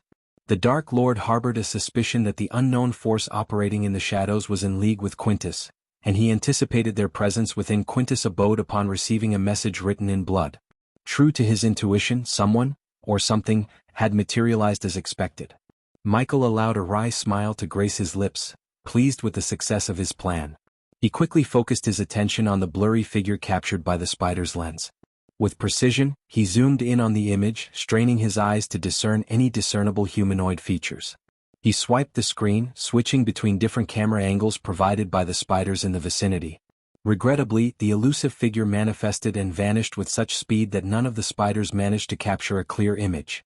As the blurry figure caught Michael's attention, a flicker of recognition stirred within him, reminiscent of someone he had encountered before, Andreas. Unbeknownst to him, this ethereal presence was another iteration of Andreas, one that had met its demise at his hands. The Andreas currently aligned with Cilici had emerged from the depths of hatred for the Dark Lord, infused with the essence of hell flames. Nevertheless, the presence of the hazy figure served as confirmation that a formidable force was operating covertly against him. It propelled Michael further along his path toward eradicating these hidden adversaries. With a sense of satisfaction, Michael acknowledged the flawless execution of his plan. Now, all that remained was to bide his time, patiently awaiting the arrival of his adversaries. In his amusement, he likened their impending approach to that of a sacrificial goat, unknowingly drawn to its appointed butcher. A chuckle escaped his lips, filled with an air of sinister anticipation. "Now, let's just wait here and let the goat come running to its butcher," Michael chuckled. Michael devised two strategies to confront Quintus. The initial plan involved launching a surprise infiltration of Caius' mansion, where Quintus was believed to be hiding, based on information acquired from his network of spies.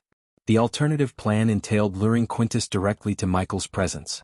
After careful consideration, Michael opted for the latter, recognizing that this course of action would not only ensure Quintus' presence but also provide further validation of his existing suspicions regarding an elusive entity operating against him from the shadows. In essence, by implementing the second plan, Michael aimed to accomplish multiple objectives simultaneously, strategically positioning himself to confront Quintus and strengthen his certainty regarding the covert opposition he faced.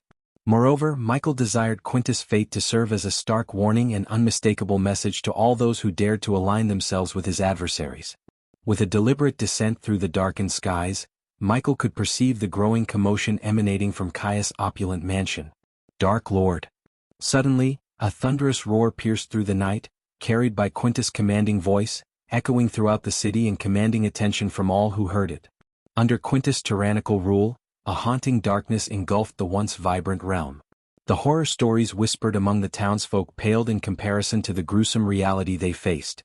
Quintus, a vampire of insatiable hunger, reveled in his sadistic reign, leaving a trail of shattered lives and broken spirits in his wake.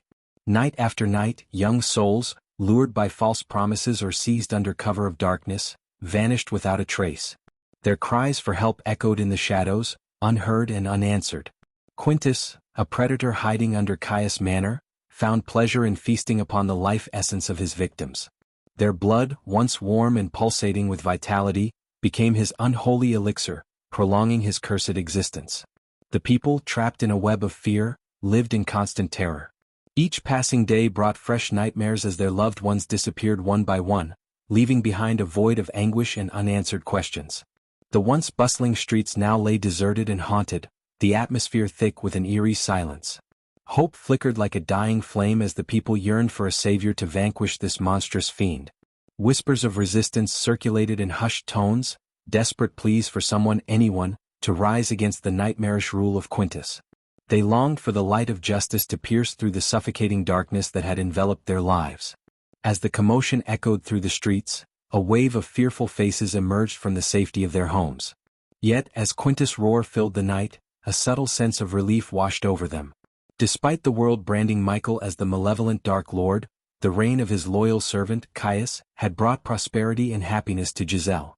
Under their joint leadership, the kingdom thrived, heading toward a golden era of prosperity. Even amid rumors of Caius' hidden allegiance to the Dark Lord, the people remained unconcerned, for their lives were filled with abundance and contentment. During Michael's absence in the depths of hell, a treacherous turn of events unfolded within the Sky Hall. The execution team, manipulated by sinister forces, falsely accused Caius of serving the evil Dark Lord and swiftly ended his life. In a chilling twist, Quintus, a far greater malevolence, seized control of Caius Manor, unleashing a reign of terror upon the land. The dark shadow of Quintus cast a sinister pall over the kingdom, as numerous young souls mysteriously vanished without a trace. Their lives were cruelly sacrificed, becoming nothing more than vessels of sustenance for Quintus' insatiable thirst for blood. The people, gripped by fear and living in perpetual dread, found themselves caught between the horrors of Quintus and the tales of the feared Dark Lord. So when Quintus roared the name Dark Lord, an ironic sense of relief washed over them. Finally, Michael came face to face with the notorious Quintus, and the sight that met his eyes filled him with a seething rage. Quintus, in his audacity, had not only taken the life of Heinberg, one of Michael's trusted subordinates, but had also played a pivotal role in aiding the Sky Hall execution team's invasion of Giselle. The consequences of his actions were grim, leading to the execution and hanging of Caius, another loyal subordinate. However, it was Quintus' insolence that truly ignited Michael's fury. The vampire had brazenly donned the two remaining armor pieces, sacred relics left by the previous Dark Lord, meant to be wielded by Michael alone. This act of defiance struck at the very core of Michael's authority and challenged his rightful claim to power. It was an affront that would not go unanswered. As Michael examined Quintus more closely, a mix of surprise and curiosity overtook his initial anger. The transformation that Quintus had undergone was far more extreme than Michael had anticipated.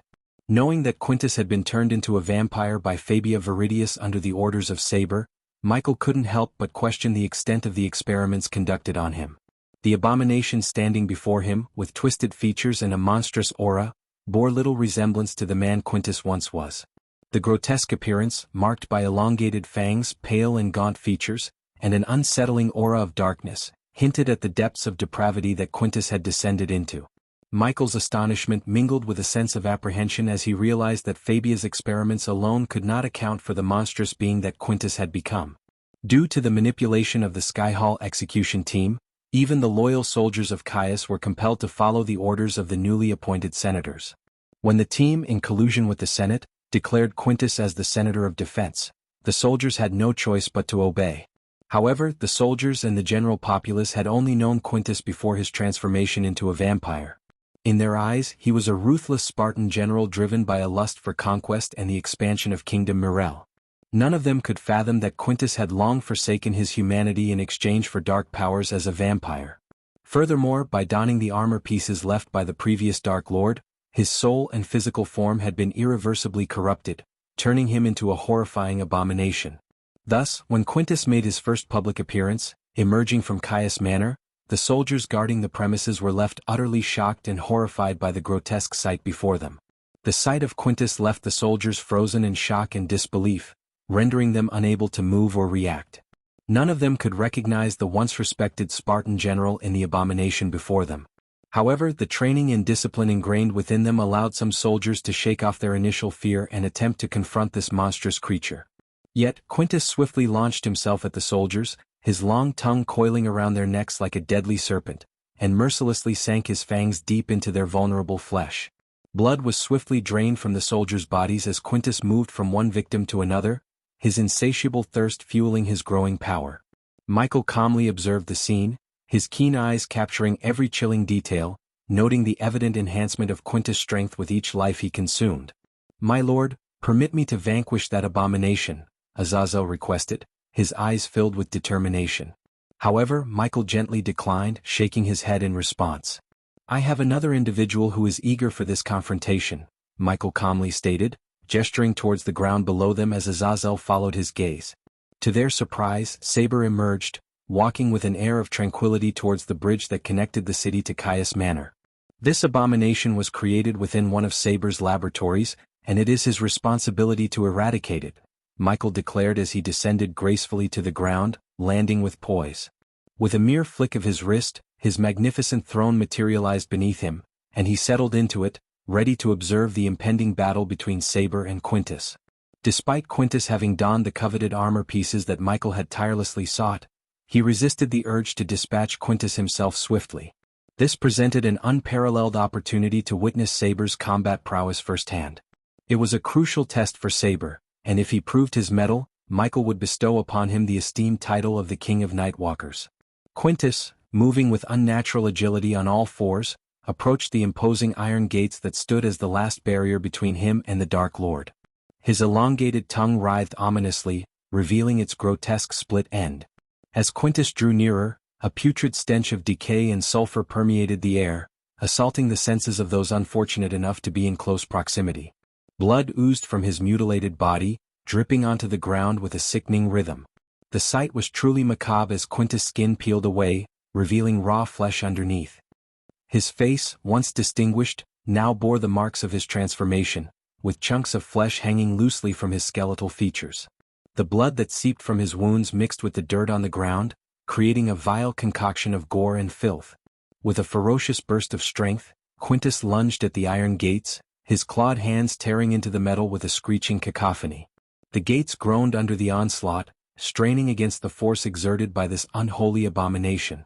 In an instant the gates crumbled, reduced to twisted remnants of their former glory. Quintus' gaze locked onto Saber, who stood resolute between him and the Dark Lord. Their eyes met, an intense confrontation of wills, as the air crackled with anticipation. The scene was a grisly tableau, with Quintus' disfigured form and Saber's unwavering determination creating a stark contrast against the backdrop of chaos and destruction. Chapter 966. Getting the last two armor pieces. Saber, despite his youthful appearance, exuded an air of authority and power that belied his age. His jet-black hair, styled in a loosely messy manner, framed his piercing blue eyes, which glinted with a hint of otherworldly wisdom.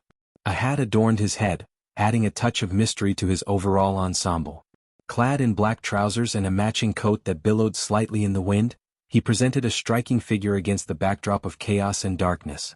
White gloves adorned his hands, contrasting sharply with the darkness of his attire. His handsome features bore a hint of disgust, a resolute expression that reflected his unwavering resolve to stand against the abomination before him. Despite his youthful appearance, Saber was no ordinary teenager. As an elder vampire, he had reached the pinnacle of his kind, attaining the revered level 10 fusion stage. Combined with the potent elixirs provided by Michael and his innate elder vampire traits, Saber had become a formidable force to be reckoned with, capable of challenging even a half-immortal. In his eyes, there was no trace of fear, only a deep-seated repulsion for the monstrosity that stood before him. With every fiber of his being, Saber was prepared to unleash his full power to impress the Dark Lord and vanquish the foul creature that dared to threaten their dominion. Dark Lord, Quintus' piercing gaze shifted past Saber and locked onto Michael, the Dark Lord himself, who reclined on his throne with an air of nonchalant indifference. Resting one leg on top of the other, his head cradled by his fist, Michael exuded an aura of supreme confidence. Standing beside the throne, Azazel stood tall, a loyal sentinel ready to defend his lord at any cost. Quintus' eyes, burning with a malevolent mix of rage and bloodlust, bore into Michael with an intensity that could ignite the heavens. The Dark Lord's actions had brought about the annihilation of Quintus' beloved family, and now the vampire thirsted for nothing less than tearing Michael apart limb from limb. With every fiber of his being consumed by vengeance, Quintus' crimson eyes flickered with a fiery determination, fueled by a primal urge to exact his revenge upon the Dark Lord who had shattered his world. The moment of reckoning had arrived, and Quintus could scarcely contain his anticipation, yearning for the opportunity to render Michael's very existence into oblivion. "Get the fuck out of my way, Saber!" Quintus' thunderous roar reverberated through the air, catching Saber off guard as his own name echoed in Quintus' furious proclamation. A flicker of surprise crossed Saber's face, but he quickly recalled the Dark Lord's briefing, where he had disclosed the infiltration of the Guardian spies within the Dark Army. It dawned on Saber that his name might have been leaked, but he remained composed, knowing that the Dark Lord had a strategic plan in place to turn the tables on the Guardians themselves. Quintus, consumed by an inferno of rage and vampiric bloodlust, unleashed his wrathful tirade, describing in vivid detail how he would annihilate the Dark Lord and everyone he held dear. His words, laced with venomous anger, painted a gruesome picture of the torment and destruction he envisioned. "I'll rip that fucking Dark Lord apart limb by limb. He shouldn't have dared to lay a goddamn finger on my family. I'll make sure he suffers 1,000-fold for what he's done." Quintus' voice crackled with raw fury as he continued to unleash his vengeful threats. His fangs glistened with anticipation, eager to taste the Dark Lord's blood and relish in the macabre pleasure of tearing apart his adversaries. The vampire's eyes burned with an unholy fire, their crimson depths radiating a chilling intensity that would freeze the blood of any who dared to stand in his way. Saber's lip curled in a disdainful sneer. "What a pathetic disgrace," he scoffed, his voice dripping with disgust. His fingers tightened around the brim of his hat, frustration was evident in his piercing blue eyes. Slowly and deliberately, he removed the hat from his head, revealing his combed but loosely messy black hair. The disdain in Saber's voice deepened as he spoke, his words carrying a cold certainty. "I should have personally ended Fabia's miserable existence for daring to create such an abomination using my own blood." The air around him crackled with quiet intensity as he tossed the hat aside, his focus solely fixed on Quintus. With a measured calmness, Saber locked eyes with Quintus, his gaze unyielding. His tone remained steady and composed, though an underlying threat resonated in his words. "Hand over the 2 armor pieces that rightfully belong to the Dark Lord, and I may consider sparing you the agony of being torn apart into countless pieces." The weight of Saber's presence was undeniable, his power and confidence radiating like an aura around him. His gloved hands remained at his sides, ready to unleash the full extent of his formidable abilities should Quintus dare to resist. A twisted grin spread across Quintus' face as he spoke, his voice laced with sadistic anticipation. "I've never had the pleasure of tasting the blood of an elder vampire. I wonder how exquisite the flavor would be," he taunted, prowling back and forth on all fours. In a disturbing display, Quintus rose to his full height, his hands dropping to his sides, revealing nails elongated into deadly claws.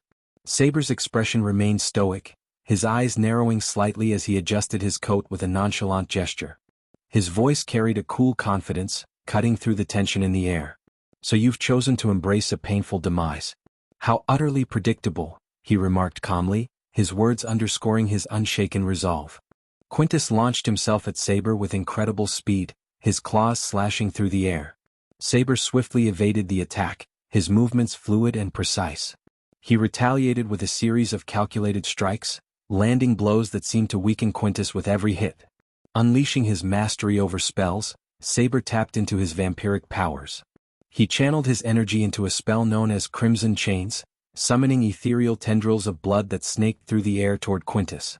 The chains coiled around Quintus' limbs, restricting his movements and draining his strength. Not content with just restraining his opponent, Saber followed up with another spell called Hemorrhage. He directed his focus toward Quintus' body, causing his blood vessels to rupture and bleed profusely. Quintus howled in pain as crimson streams flowed from his wounds, weakening him further. With each passing moment, Saber maintained his composure, exploiting Quintus' vulnerabilities. He weaved intricate patterns in the air, conjuring a spell known as Bloodbound Shield. The shield formed a barrier of pulsating blood, deflecting Quintus' frenzied attacks and protecting Saber from harm.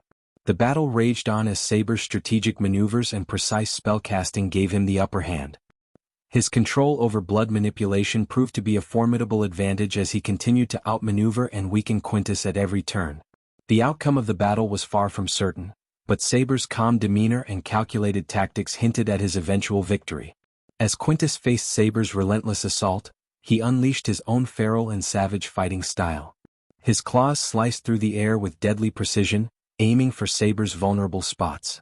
With each strike, Quintus displayed his raw power and ferocity, fueled by his vampiric bloodlust.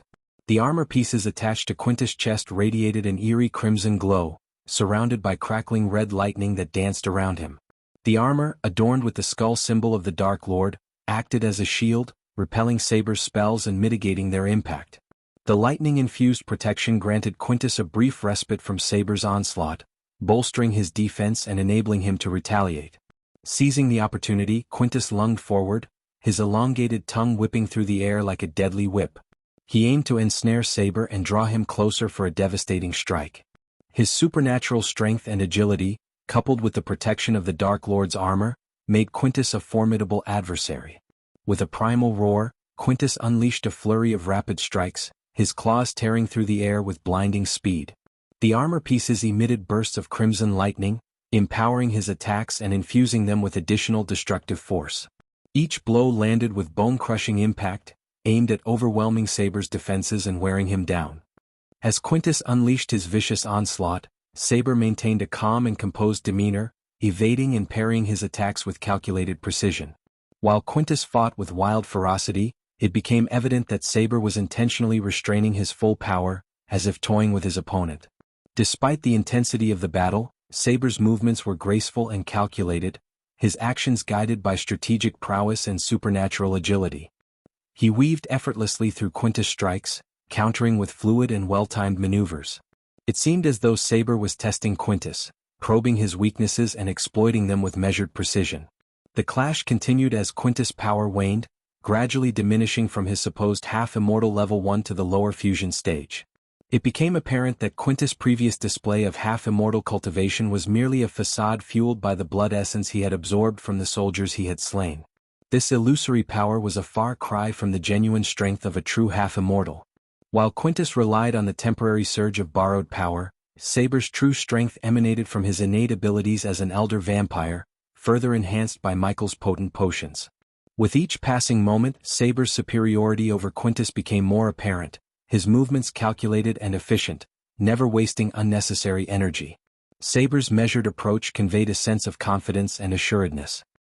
He knew that, despite Quintus' menacing presence and the crimson lightning-infused armor, the true extent of his adversary's power fell short. Saber was biding his time, waiting for the opportune moment to unleash his full strength and bring an end to the battle on his terms. With a swift agility, Saber gracefully evaded Quintus' frenzied attack, sidestepping his slashing claws and darting past his menacing tongue. In a display of sheer strength, Saber seized Quintus' elongated tongue in a firm grip, yanking him closer with a forceful pull. With a concentrated focus, Saber channeled his power into a single devastating punch that sent Quintus hurtling through the air, crashing into a nearby structure with a resounding impact. As the dust settled, Saber slowly removed his gloves, revealing his pale, flawless hands. His once calm and composed expression transformed into a resolute determination, and his piercing blue eyes underwent a gradual metamorphosis, the tranquil hue shifting to a vibrant crimson red, reflecting the intensity of his unleashed power. Drawing upon his mastery of blood-related spells, Saber tapped into the primal forces that flowed within his veins. In a seamless motion, he began weaving an intricate pattern with his outstretched hands, conjuring the essence of blood itself. Scarlet tendrils of energy swirled around his fingertips, pulsating with a sinister vitality. With a sudden surge of power, Saber launched his first spell, aptly named Crimson Vortex. As his hands whirled through the air, the swirling vortex of blood-red energy materialized before him. It expanded rapidly, engulfing the surrounding area with a hypnotic crimson glow. The sheer force of the vortex created a vacuum, drawing Quintus toward its center. Saber's second spell, Veins of Nightfall, complemented the crimson vortex, adding an ethereal touch to his onslaught. From his fingertips, wisps of dark shadows materialized, intertwining with the crimson energy. These shadowy tendrils extended toward Quintus, wrapping around him like serpents, constricting his movements and sapping away his strength. Within the combined grasp of the crimson vortex and the veins of nightfall, Quintus found himself ensnared in a maelstrom of blood and shadows. The pulsating crimson energy gnawed at his flesh, penetrating his defenses, while the inky darkness drained his vitality with every passing moment. Quintus thrashed and writhed, his movements becoming feeble and his monstrous form gradually succumbing to the overwhelming onslaught. As Saber maintained his unwavering focus, his eyes ablaze with crimson intensity, he unleashed the full might of his blood-infused spells. The scene unfolded with vivid imagery, the convergence of blood and shadows creating an otherworldly spectacle. The air crackled with raw power as the combined assault ravaged Quintus, tearing through his defenses and eroding his vampiric resilience. In this climactic confrontation, Saber's mastery over blood magic and his intrinsic elder vampire prowess fused seamlessly, forming an unstoppable force against his adversary. The onslaught of blood and shadows enveloped Quintus, marking the beginning of his inevitable downfall at the hands of Saber's relentless onslaught. As Saber pressed his advantage, his crimson-infused onslaught continued unabated. Each strike landed with surgical precision, targeting vulnerable points on Quintus' body. With each bone-crushing blow, a sickening crack echoed through the air, signifying the shattering of Quintus' defenses. Blood erupted from Quintus' mouth, spurting in crimson arcs with each impact. The once formidable vampire writhed in agony, his monstrous form now reduced to a battered and broken shell. As Saber's assault intensified, Quintus' body became a canvas of pain and brutality. In a merciless display of dominance, Saber seized Quintus' outstretched arm, twisting it with an unholy strength that surpassed the limits of mortal capabilities. Bones snapped and splintered, punctuating the air with a symphony of torment. Quintus' agonized screams echoed through the desolate surroundings, blending with the chaotic clash of battle. With a primal fury burning in his crimson eyes, Saber relentlessly pursued his onslaught. He moved with a ruthless grace, evading Quintus' feeble attempts at defense while delivering devastating strikes that further shattered the vampire's deteriorating form. Each blow sent shockwaves of pain rippling through Quintus' body, reducing him to a pitiful, broken creature. As the battle neared its climax, Saber seized hold of Quintus' elongated tongue, the very instrument that had caused so much suffering. With a surge of strength, he yanked it free from Quintus' twisted maw, eliciting a gory fountain of blood. The severed appendage dangled from Saber's grip, a macabre testament to his triumph over his vampiric foe. Bloodied and broken, Quintus gasped for air, his body racked with convulsions. His once formidable presence was reduced to a pitiful heap, limbs twisted and mangled. Every inch of his being bore the marks of Saber's merciless assault, a testament to the unleashed fury of a determined elder vampire. The battlefield was drenched in a ghastly tableau of crimson, the very life essence of Quintus spilling out in torrents. The air hung heavy with the metallic scent of blood, mingling with the acrid tang of decay. The scene bore witness to the raw brutality of the encounter, a visceral display of the consequences faced by those who dared to challenge Saber's unyielding resolve. The once formidable Quintus lay broken and defeated, his monstrous visage reduced to a shattered husk. The battle had reached its horrific conclusion, leaving a trail of devastation in its wake. With Quintus lying broken and defeated, Saber approached the fallen vampire, his gaze filled with disdain. He reached down, his gloved hand closing around the two armor pieces that adorned Quintus' chest. With a powerful yank, he tore them from their resting place, causing Quintus to roar in a mixture of pain and fury. At that moment, Saber's voice cut through the air like a blade, his tone laced with a cold superiority that pierced Quintus' wounded pride. "You are nothing more than a pitiful byproduct of twisted experiments," he hissed, his words dripping with contempt. A mockery of what it means to be a vampire, born from the meddling of inferior beings. As Quintus writhed in agony, his monstrous form battered and broken, Saber towered over him, radiating an aura of dominance. Without a hint of mercy, Saber raised his boot high above Quintus' head, the final blow poised to descend. The weight of his conviction fueled the force behind his strike, amplified by his unyielding determination to rid the world of this abomination. In a resounding act of retribution, he brought his foot crashing down, meeting Quintus' skull with devastating force. A sickening crunch reverberated through the air as bone shattered and flesh gave way beneath Saber's merciless assault. Quintus' head crumpled beneath the impact, reducing it to a gruesome, unrecognizable pulp of blood and shattered fragments. Saber's boot remained firmly planted on the remains, a symbol of his triumph and a testament to the unyielding power he possessed. The battlefield was silenced, save for the faint echoes of Saber's victorious blow. The lifeless body of Quintus lay motionless, a grim reminder of the consequences that befell those who dared to cross the Dark Lord. After dealing the final blow to Quintus, Saber turned his gaze towards Michael, who sat regally upon his throne, observing the aftermath. As he reached Michael's side, he gracefully dropped to one knee, a sign of reverence and submission. With a solemn gesture, he extended his hand, presenting the 2 armor pieces he had ripped from Quintus' chest. Michael, his eyes gleaming with satisfaction, rose from his throne, accepting the offered artifacts. As his fingertips made contact with the ancient armor, a surge of power coursed through the pieces, causing the crimson-red lightning that once encircled them to dissipate. It was as if they had found their rightful place in the presence of their true creator. Carefully, Michael placed the armor pieces into his system's storage, a secure sanctuary for precious relics. Michael unsheathed his dark swords as the blades hummed with a dark energy that resonated with the very essence of their master. Drawing closer to Saber, Michael touched the tip of his sword against the vampire's shoulder, the cold metal making contact with his flesh. The weight of the moment hung in the air, anticipation and significance intermingling. This was the final test I had prepared for you, and you have exceeded my expectations as I always knew you would. Michael spoke with a voice that carried both authority and admiration. His words held the weight of a solemn declaration. From this day forward, you shall bear the title of the King of Nightwalkers. I bestow upon you this honor, recognizing your unwavering loyalty and unwavering strength. Chapter 967. Evil Armor Pieces. As soon as Saber dealt the final blow to Quintus, chaos erupted in the aftermath. The Spartan soldiers of Giselle, driven by their duty to capture anyone associated with the Dark Lord, found themselves facing the very embodiment of their mission. Their spears were raised, forming a defensive barrier around Michael and Saber, unsure of how to confront the Dark Lord himself.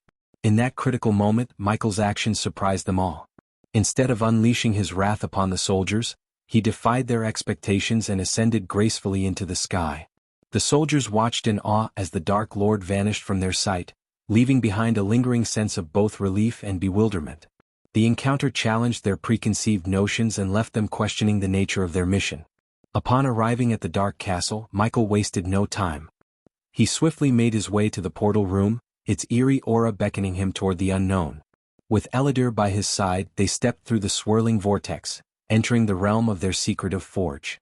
In the dimly lit chamber, Michael carefully arranged the 5 armor pieces upon a sturdy table. He scrutinized each fragment, his eyes tracing the intricate details alongside Eladir. Together, they embarked on a meticulous examination, seeking to unravel the secrets embedded within the ancient relics. Eladir's voice echoed through the forge, tinged with uncertainty. There must be additional armor pieces. These 5 alone won't suffice to forge a complete armor. Michael had always sensed a lingering incompleteness about the collection of armor pieces.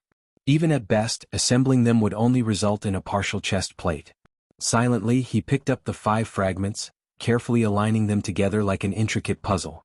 As the pieces interlocked, a subtle transformation occurred. The armor emanated a dim, crimson glow. A slender tendril of ominous dark smoke escaped from the assembled armor pieces, swirling and coalescing into a tangible sentence. The words materialized before Michael and Eladir, their meaning etched into the air. Do not rely on me for everything. Forge your own path and armor. These 5 fragments are merely a small part of a greater puzzle. Complete your armor according to your own life and future.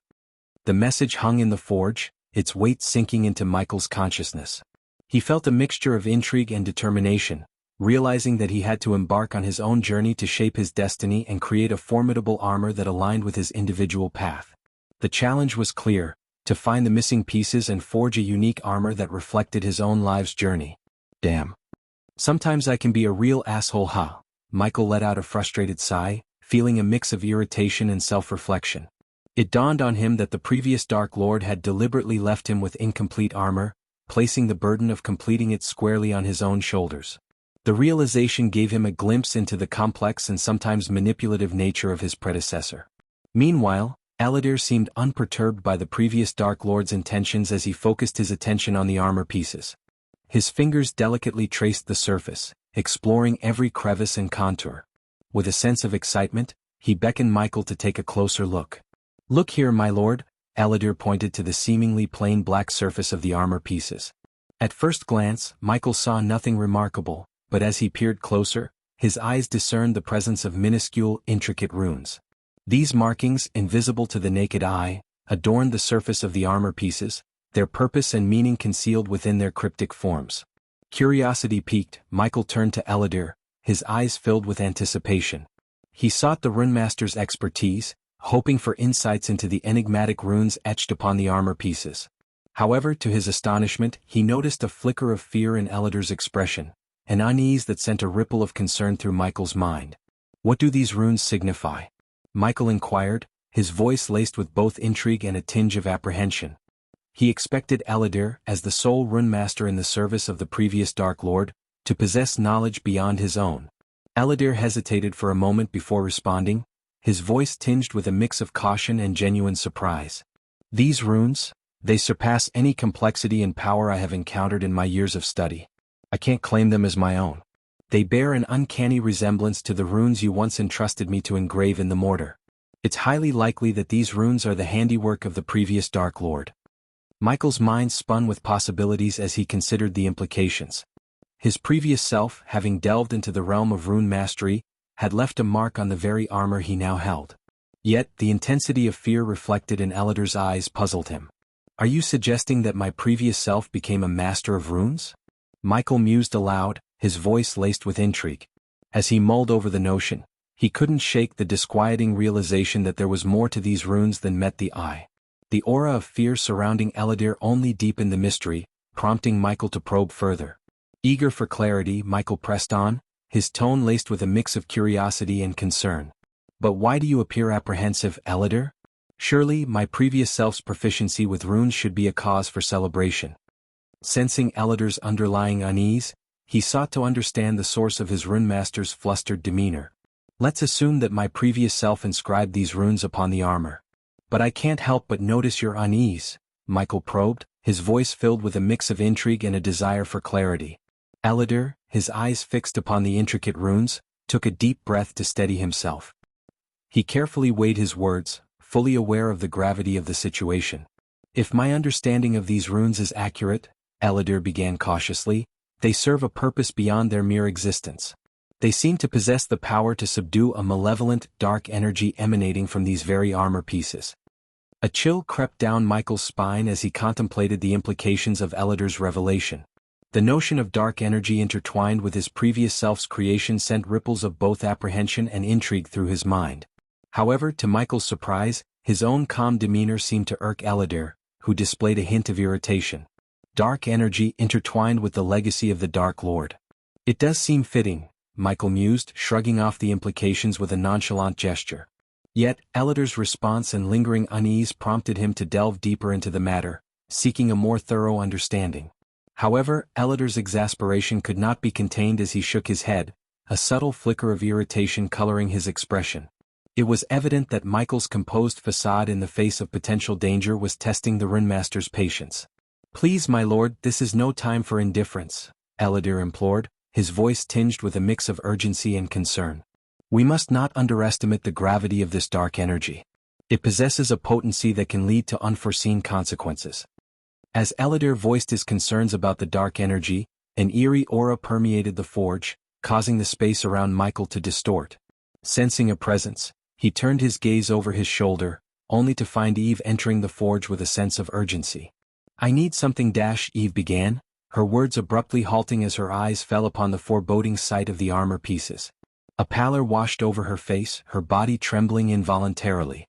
In her alarmed state, she rushed towards Michael, nearly toppling several tools from the table in her haste. Panic filled Eve's voice as she pressed her trembling hand against Michael's shoulder. "Where did you obtain these? They must be discarded immediately."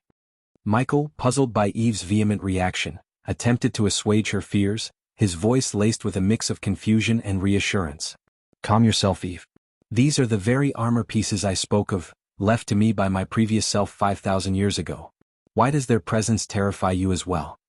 Eve's wide-eyed expression reflected her genuine terror as she desperately conveyed her first-hand experiences. "These armor pieces exude the same corruptive energy I witnessed within the dark crystal from the dwarves. It possesses an insidious force that twists and corrupts, transforming even the noblest of beings into mindless fiends consumed by an insatiable thirst for power. We cannot allow this darkness to take hold. We must rid ourselves of these accursed pieces before they taint our very souls." Eladir nodded in agreement with Eve, understanding her concerns. He turned to Michael with a serious expression, his voice filled with caution. "I see the wisdom in Eve's words, my lord. These runes indeed hold the power to subdue the malevolent energy emanating from the armor pieces. However, I fear that wearing armor infused with these 5 pieces may pose a great risk. It would be wise to dispose of them and seek alternative means to forge a new armor for your protection," Eladir implored, his eyes reflecting his earnest desire for Michael's safety. He hoped Michael would heed their advice and prioritize his well-being over the allure of the powerful but potentially dangerous armor. However, Michael couldn't help but let out a confident chuckle, his eyes glinting with determination. He lifted one of the armor pieces adorned with a skull engraving, his emblem, which shimmered brilliantly in the warm glow of the furnace's golden light. People have a habit of branding the unfamiliar as evil. But am no ordinary dwarf to succumb to this energy's corruption. I am the god of darkness, Michael declared with unwavering self-assurance. He embraced his identity as the god of darkness, fully aware of the immense power he possessed, his words dripping with confidence and power. With Eve and Eladir gone, the forge was now empty, leaving Michael to immerse himself in the task of forging his armor. He cleared his mind, focusing solely on the creation before him. Taking a piece of paper, he began sketching the design of his envisioned armor. The chest plate took shape, adorned with a fearsome skull, its crimson eyes staring out with an aura of menacing power. No longer needing to conceal his face, Michael omitted a mask, allowing the armor to cover his entire body from neck to toe. His imagination soared as he drafted metal wings that would be seamlessly integrated into the armor's structure. These wings would grant him the ability to defy gravity and traverse environments that hindered his arch-energy, such as the treacherous demon's grave. Alongside the wings he incorporated the APD Mark III grappling hook, and the Olympus, a versatile tool of immense power. A clever addition was the spraying mechanism on his palm, enabling him to release potent toxins and poisons when needed. But what truly delighted him was the face cloak system he devised. This ingenious feature would conceal his face with a menacing skull mask, providing protection when submerged underwater or in need of shielding his head. Not forgetting practicality, the armor boasted a majestic cape that materialized when the metal wings were closed, billowing regally. And to ensure readiness for battle, sword sheaths adorned his back, providing easy access to his trusted blades. Additionally, slots were strategically placed around his waist, ready to house an array of gadgets and tools. As Michael completed the sketch, a sense of anticipation and satisfaction washed over him. The envisioned armor seemed to come alive on paper, embodying his dark essence and immense power. With the system offline, Michael knew he would have to rely on the metals available in the world to forge his armor. Luckily, his expertise as a blacksmith granted him the ability to work with the raw materials found in his surroundings. He planned to craft the initial version of his armor using these worldly metals while reserving the option to upgrade it later with the metal ores that could be obtained from the system. Assigning the task of locating the finest metals to his trusted subordinates, Michael set them on the mission to gather the necessary materials.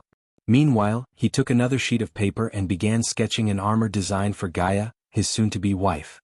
Chapter 968, Final Battle Against the Guardian Guild begins. While Michael was engrossed in sketching his Dark Lord armor, Ilara Vaurin, the leader of the Guardian Guild, called for a meeting of all the guild members. They were summoned to the grand hall of their headquarters. Ilara instructed the Guardians who hadn't resigned after Azazel's ultimatum to evacuate their current headquarters in the Aura continent. Instead, she urged them to regroup at their headquarters in the Azer continent. Ideally, Ilara would have preferred to confront the Dark Lord from their Aura continent stronghold, as it provided better defensive advantages. However, the Empress of Aura had issued a mandate for them to vacate the continent entirely. The Empress was concerned about Aura becoming a target for the Dark Lord's forces. As a result, Ilara and the Guardian Guild found themselves forced to make their final stand against the Dark Lord in the Azer continent. Their headquarters, a formidable structure, stood proudly on Hulwick Isle, a solitary island named in honor of the second Supreme Guardian of the Guild. In this critical moment, numerous warships diligently patrolled the tranquil sea surrounding the island while airships vigilantly kept watch over the skies above. Inside the majestic Grand Hall, Ilara commanded attention as she stood upon a raised stage, gazing out at the assembled guardians before her. This unwavering group of 600 loyal guild members, united by their unwavering dedication, had refused to heed the Dark Lord's ominous ultimatum and resign from their posts. They stood resolute, prepared to face the Dark Lord head-on, even if it meant sacrificing their very lives for the guild they held dear. In a remarkable display of unity and discipline, the Guardians arranged themselves in a precise formation within the hall.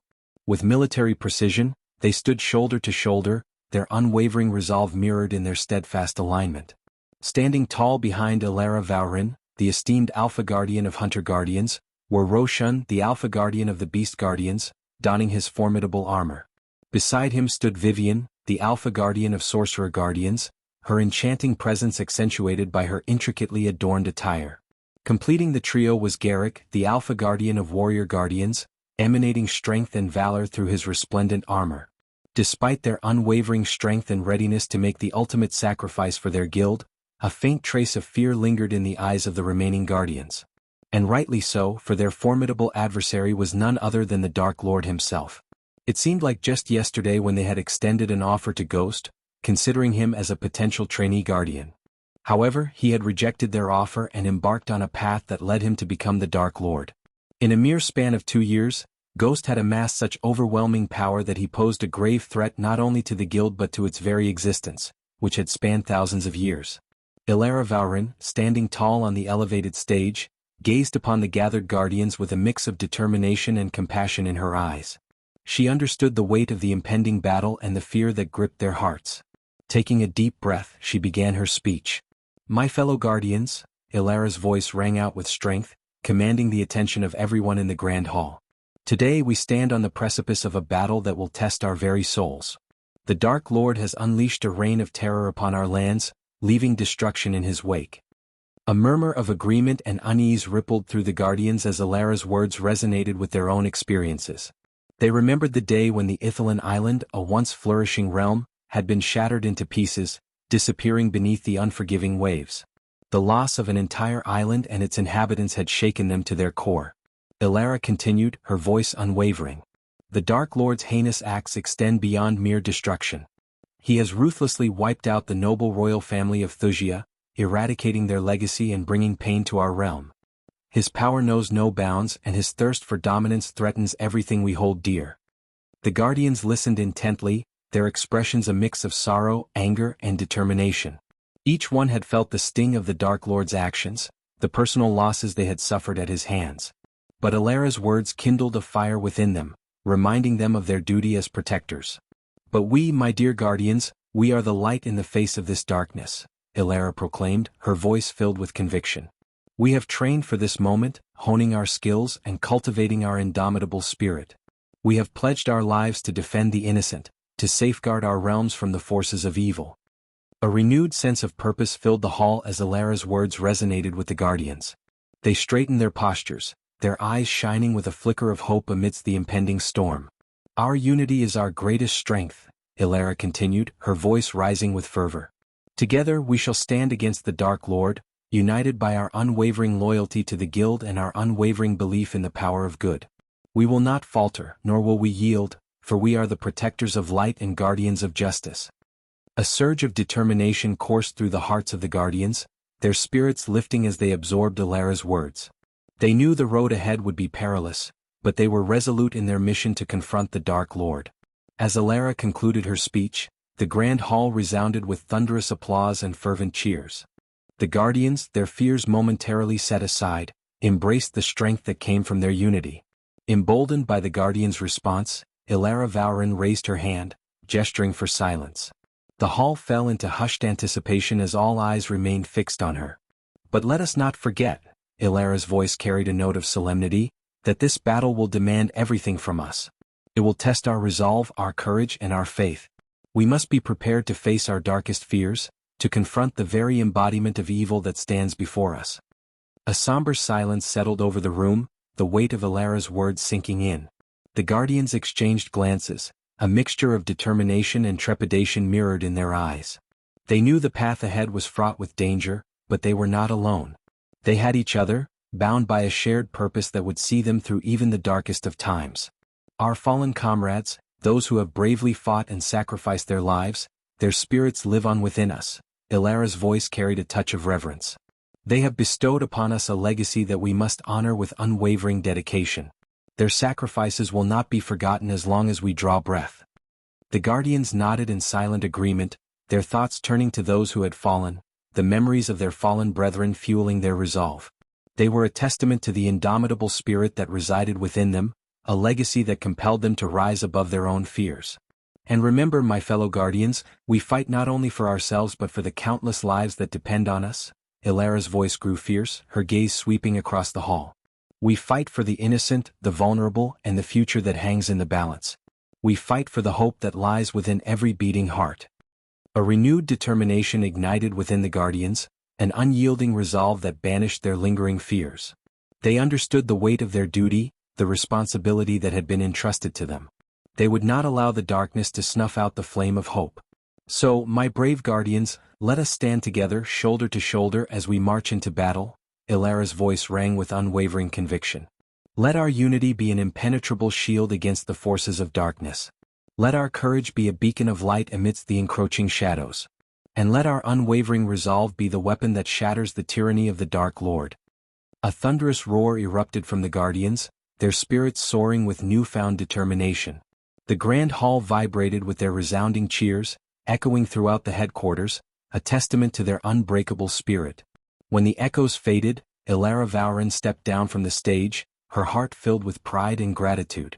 She knew that this battle would be their greatest challenge yet, but she had faith in the Guardians' unwavering spirit and their unyielding dedication to the cause. As Ilara delivered her impassioned speech, Salisi, accompanied by Evan, made their way into the underground treasury beneath Hulwick Isle. This secret vault housed a vast collection of treasures, gold coins and artifacts belonging to the Guardian Guild. While the majority of their valuable possessions were securely stored in the Grandspire Bank, the wealth amassed over thousands of years still overflowed within the treasury beneath the island. It was a testament to the Guild's long and prosperous history, a repository of immeasurable value awaiting its guardians' safekeeping. In the midst of the tranquil blue underwater surroundings, Salisi found herself floating, knowing well that it was merely an illusion. She held a golden cube in her hand, recognizing its true purpose. With a simple flick of her wrist, Salisi activated the cube, deftly maneuvering it in intricate patterns. As the cube responded to her touch, a brilliant beam of light burst forth, shattering the illusion that had concealed the treasury before her.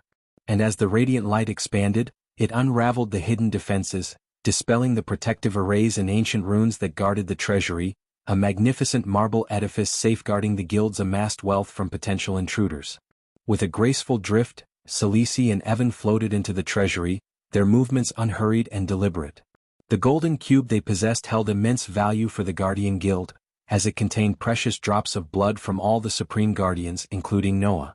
This extraordinary artifact granted unparalleled access to the Guild's vast array of buildings, safe houses and countless hidden treasures. Guided by the cube entrusted to her by Ilara, who assumed leadership in the absence of a Supreme Guardian, Salisi ventured boldly into the treasury, scarcely concerned about the intricate security mechanisms in place. As Salisi and Evan stepped into the treasury, an imposing sight awaited them, a towering golden door flanked by two colossal metal soldiers, each standing 15 feet tall. These formidable guardians formed the final barrier before accessing the vault, wielding enchanted weapons capable of vanquishing even immortals. In the face of this awe-inspiring defense, Evan couldn't help but express his fear, his eyes betraying his apprehension. He turned to Salisi, seeking reassurance. "Are we really going through with this?" he asked, his voice tinged with uncertainty, his gaze fixed on the towering metal sentinels. Salisi remained composed, exuding a calm confidence that belied the danger that lay before them. "Don't worry," she replied, her voice steady. "As long as we possess this." Salisi raised the cube high, causing rays of light to emit from the metal guardian's eyes. The beams of light scanned the cube as well as Salisi and Evan themselves. In response, the metal guardians raised their swords, clutching them against their chests, before forcefully plunging them into the ground. With a resounding impact, the runes adorning the golden door ignited, casting an ethereal glow. Slowly, the massive door began to creak open, unveiling the boundless wealth that lay within the vault. When the vault door swung open, a breathtaking sight unfolded before Salisi and Evan. The chamber was bathed in a mesmerizing glow emanating from the vast array of treasures within. It was a treasure trove beyond imagination, a cornucopia of wealth that seemed to stretch to infinity. A sea of golden coins, glinting with a mesmerizing brilliance, cascaded like waves upon the chamber's floor.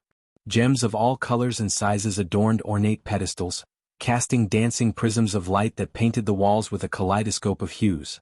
Ancient artifacts, intricately carved and pulsating with hidden power, stood proudly on display, their mystical energies palpable.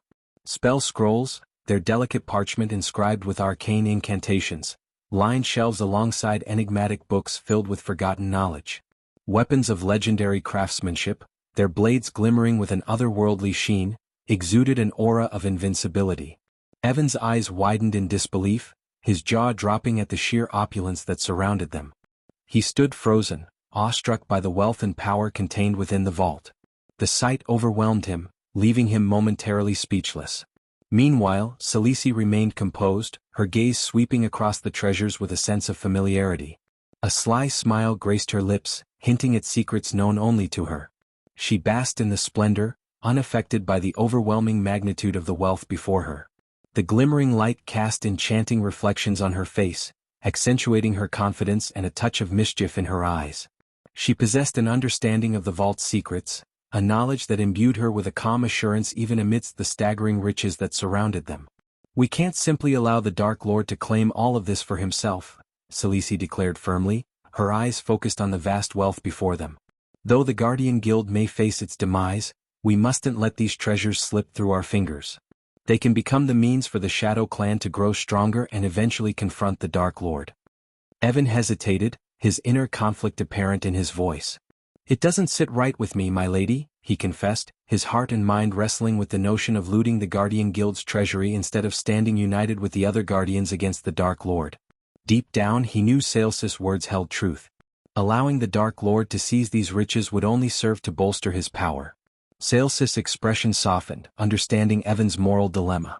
"Evan, strive to be good, but remember, sometimes the path to victory requires making difficult choices," she advised, her tone gentle yet resolute.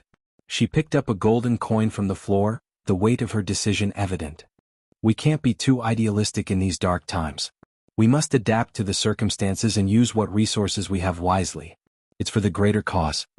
Evan nodded, his features reflecting a mix of uncertainty and resignation. He realized that in the face of impending destruction, preserving these treasures for a future battle against the Dark Lord was a pragmatic and necessary step. It was a bitter pill to swallow, but he understood the necessity of their actions. Together, Xianxia and Evan would secure the guild's wealth, transforming it into a beacon of hope for a brighter future, even as the shadow of the Dark Lord loomed over them all. Chapter 969. The day before the final battle in the armory of the Guardian Guild, Xianxia stood surrounded by an array of gleaming armors. Her fingers caressed the smooth surface of the silver armor bestowed upon her by Noah as a wedding gift. The armor exuded an ethereal aura, adorned with intricate runes that glowed softly, as if alive with ancient magic. A chilling mist swirled around the armor, enveloping Xianxia in an icy embrace. With every piece she donned, Xianxia felt a surge of power and purpose. The armor covered her from head to toe, its design both elegant and formidable. The helmet was crafted with precision, revealing only her face while concealing the sides, adding an air of mystery to her presence. The silver hue of the armor shimmered in the light, reflecting her determination and unwavering commitment to the Guardian Guild's cause. With Noah's absence and the imminent confrontation with the Dark Lord looming, Xianxia embraced her role as the leader of the Guardian Guild. As Noah's wife, she felt compelled to step forward and guide the Guardians in the face of this dire threat. Donning her armor, Xianxia carried the weight of responsibility on her shoulders, determined to honor her connection to Noah and protect the guild. As the elite team of Guardians, handpicked by Noah himself, witnessed Xianxia preparing for battle, a surge of pride and courage coursed through their veins. They knew that Xianxia's presence at the forefront would inspire them to fight with unwavering resolve. Each Guardian, with their own unique skills and unwavering loyalty, looked to Xianxia as their beacon of hope and strength. Among them, Neela stepped forward, her gaze filled with concern. Recognizing the immense danger they faced, she approached Xianxia and assisted in securing the armor, her hands deftly fastening the straps. "My lady, I beg you to consider what I've asked of you. Please, for the sake of your safety, leave this place," Neela pleaded, her voice filled with genuine concern. She couldn't bear the thought of losing Xianxia, and the weight of disappointment they would carry in the eyes of Supreme Guardian Noah if something were to happen to her. Xianxia looked at Neela, her expression was resolute yet understanding.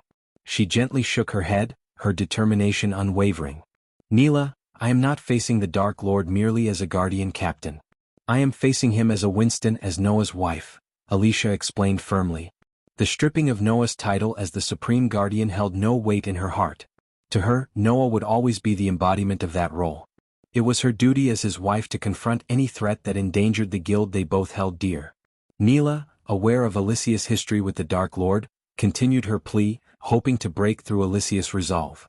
My lady, I understand the pain and anger that resides within you. But we cannot allow those emotions to cloud our judgment. None of us can single-handedly stop the Dark Lord from destroying our guild.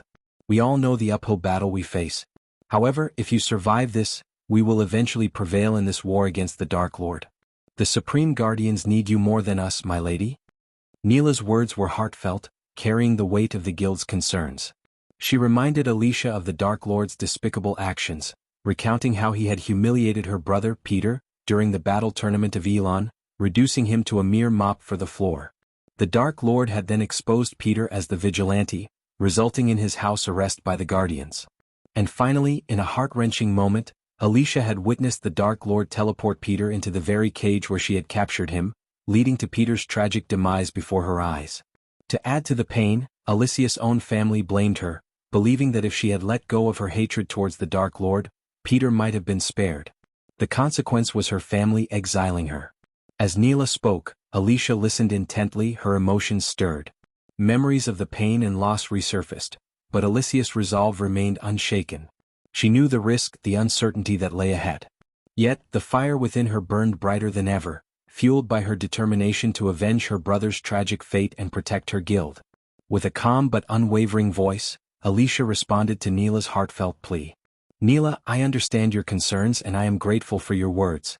But my decision stands firm. I cannot let go of my duty to the guild and to my family, no matter the risks involved. The Dark Lord has taken enough from us, and it is time we stand up against his tyranny. If there's even a chance to bring justice and protect those we love, then I will face this battle head-on. Neela, feeling a sense of urgency, made one final attempt to convince Alicia to reconsider. Alicia, I implore you to think about what I'm saying. The Dark Lord is Noah's brother, which makes him your brother-in-law. We can't fight against our own family. Let us face the Dark Lord and his army while you find safety elsewhere. Alicia paused, her gaze meeting Neela's, her expression filled with determination. Neela, I understand the connection between the Dark Lord and my husband, but I refuse to let that sway my decision. The Dark Lord may share blood ties, but his actions have severed any bond of kinship. He is not anyone's family, not to me, not to Noah. He has chosen a path of darkness, and it is our duty to stand against him. Neela's shoulders slumped in resignation, realizing that Alicia's resolve was unyielding. I understand, Alicia. I see the strength and conviction in your eyes. Just promise me you'll stay safe and return to us. Alicia reached out and placed a reassuring hand on Neela's shoulder. I promise, Neela. I will do everything in my power to protect myself and return to you all. We are guardians, bound by our loyalty and our shared purpose. I will not bring shame to my husband or the guild by running away when the Dark Lord threatens us. Neela nodded, her eyes reflecting a mix of worry and admiration. May the gods be with you, Alicia. May your courage inspire us all. With a final embrace, Alicia and Neela parted ways, each filled with their own emotions. Alicia, now fully clad in her armor, made her way toward the gathering guardians. Her heart was heavy with the weight of responsibility, but her determination burned bright.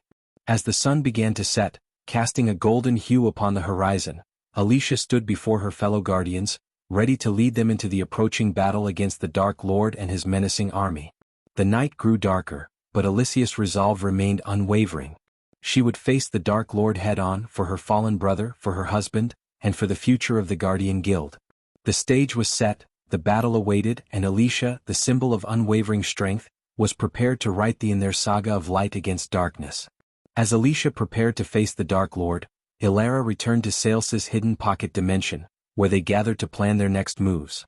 Ilara took her seat at the round table, while Salisi and Evan greeted Neela with a nod.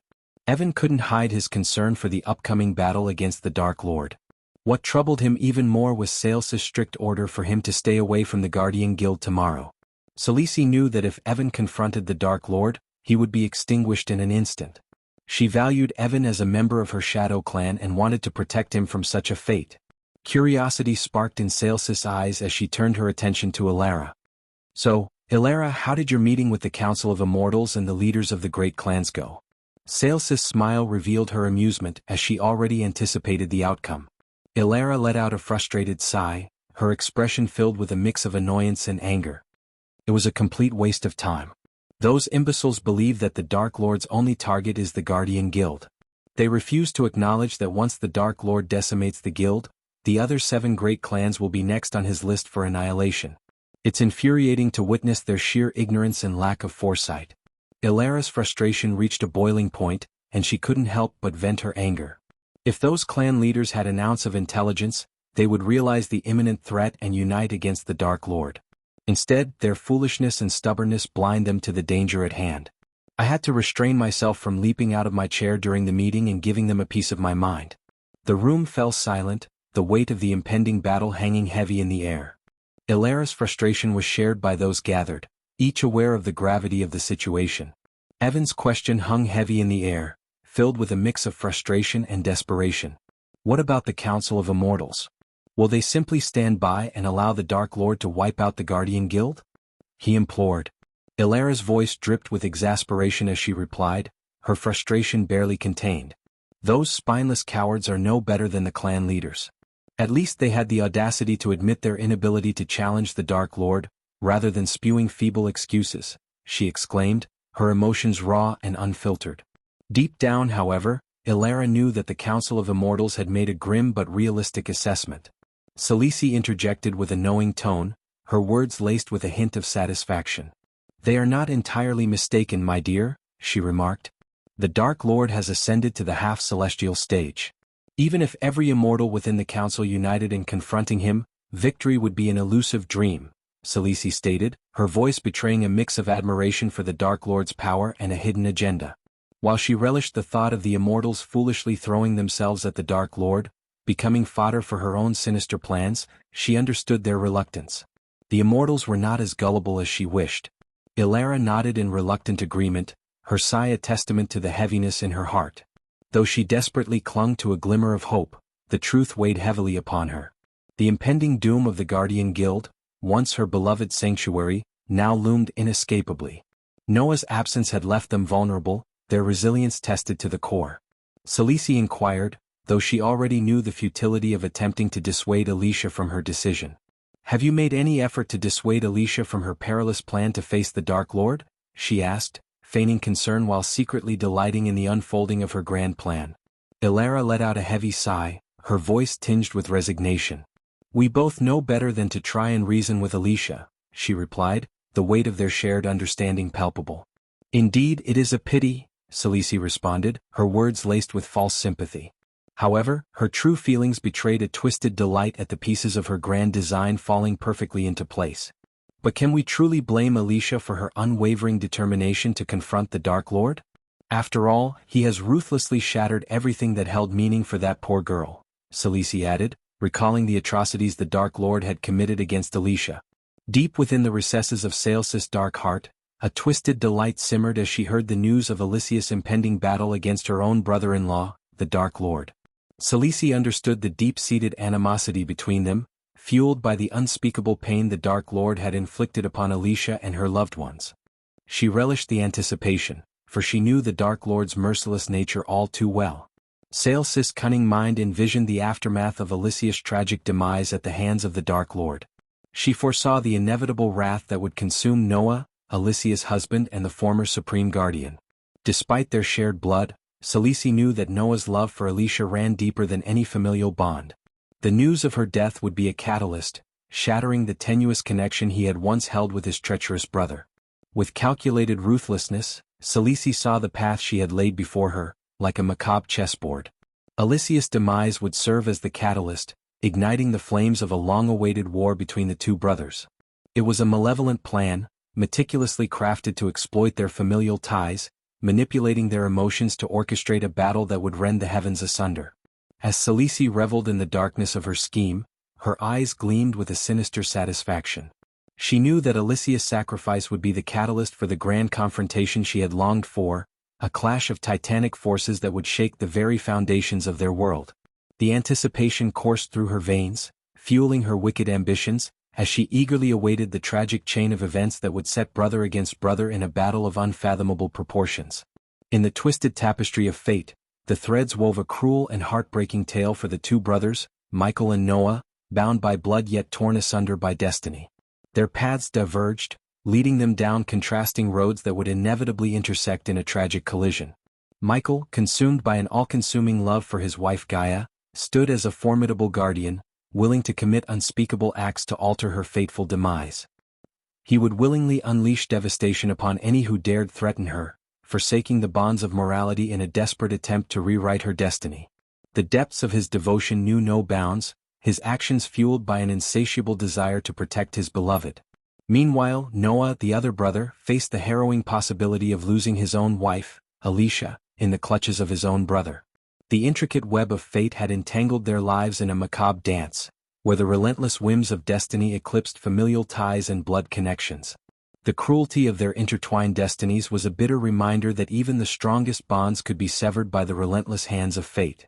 The path laid before them was one of anguish and despair, where the choices they made and the actions they took would inevitably lead to a tragic confrontation. The very fabric of their existence seemed woven with an inherent cruelty, as the brothers found themselves caught in a web of love, loyalty, and the ultimate betrayal. Chapter 970.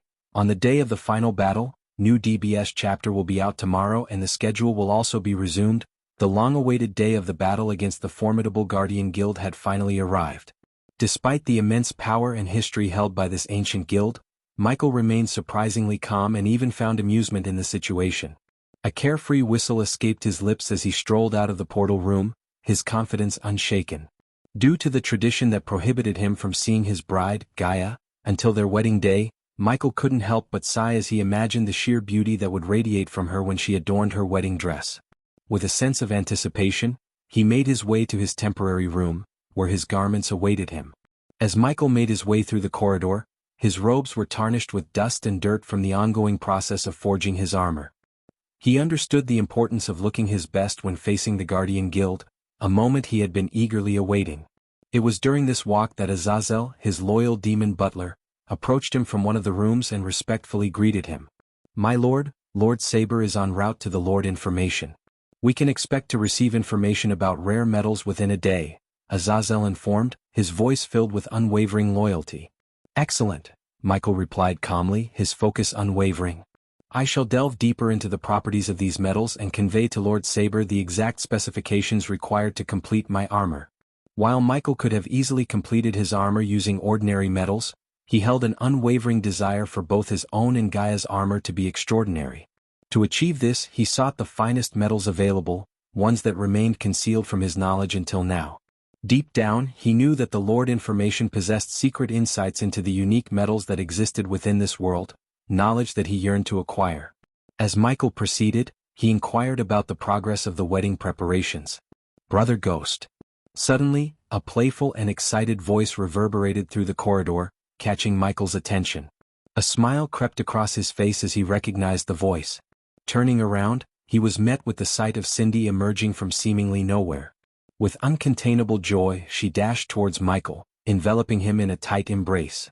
Jumping up, she clung to his waist, showering him with wet kisses on his cheek. Cindy had grown considerably since they last saw each other. No longer the little 7-year-old who could barely reach Michael's knee, she had blossomed into a charming young girl. Her height now reached his waist, and her growth in power was evident as she had achieved the core formation stage. Yet, despite these transformations, Cindy still retained her childlike demeanor in Michael's presence. Playfully, she clung to him like a peppering him with affectionate kisses and rubbing her cheek against his. "Oh, how much I've missed you!" Cindy exclaimed, elongating her words while maintaining her tight embrace. "I missed you too. I'm glad you've emerged from your seclusion," Michael replied warmly. Continuing their walk together, Cindy remained perched on his waist, a symbol of their unbreakable bond. "You know, Missy, you shouldn't act like it in front of everyone anymore. You're all grown up now," Michael gently chided, playfully pinching her nose. "Yes, my little lady. Our Lord has a reputation to uphold as the Dark Lord," Azazel chimed in, but Cindy simply responded by sticking her tongue out and making a funny face at him. Azazel, the lone and fearsome demon in the world, couldn't help but chuckle and sigh in amusement. To Cindy, no one could strike fear into her heart, not even the vampires. She had long become like Michael's adorable little sister, even before he ascended to the position of the Dark Lord. Even in the face of a world that trembled before the might of the Dark Lord and the Dark Queen, Cindy felt no fear. She continued to play and interact with them as she always had. Cindy's innocent, playful, and adorable nature endeared her to everyone in the Dark Army. However, her sweetness didn't define her entirely. Under the tutelage of Gaia, the Dark Queen herself, and Eve Voldegard, Cindy received rigorous training in combat arts. Saber and Trista took charge of teaching her blood spells, while Elidar instructed her in the mystical arts of runes. Despite her tender age, Cindy understood the harsh realities of the world, and she dedicated herself wholeheartedly to her training. Michael, as much as he adored Cindy, didn't want to shield her from the brutalities of the outside world. Instead, he was determined to prepare her to face it head-on and stand beside him as a ruler. Even though Cindy wasn't a prodigy when she was born, Michael spared no expense or effort in cultivating her potential and transforming her into a formidable force. "He may be the Dark Lord to others but not to me, Uncle Azazel," Cindy replied, her tone filled with playful defiance. "Oh, so you think him not a bad person, huh?" Michael teased, a mischievous glint in his eyes. Cindy, in response, playfully rolled her eyes, emphasizing her disbelief. "Well, brother, if any butthole dares to call you evil in front of me, they can come eat my knuckle sandwich." Cindy clenched her small fist and demonstrated a mock punch in the air, evoking laughter from both Michael and Azazel. "I feel so protected," Michael chuckled, reaching out to ruffle Cindy's hair, much to her protest. Lost in their light-hearted banter, Michael momentarily forgot about the impending war with the Guardian Guild and stepped outside the castle. As they walked, Cindy excitedly shared a funny story with Michael, recounting how she had defeated a group of vampires. Cindy's eyes sparkled with enthusiasm as she began her tale. "Oh, brother, you won't believe what happened. So, I was training against a group of vampires. At first I was a bit scared, because they're all fast and strong and have those sharp fangs. But then I thought, hey, Cindy, the Dark Lord's cute little sister." Michael chuckled, encouraging her to continue.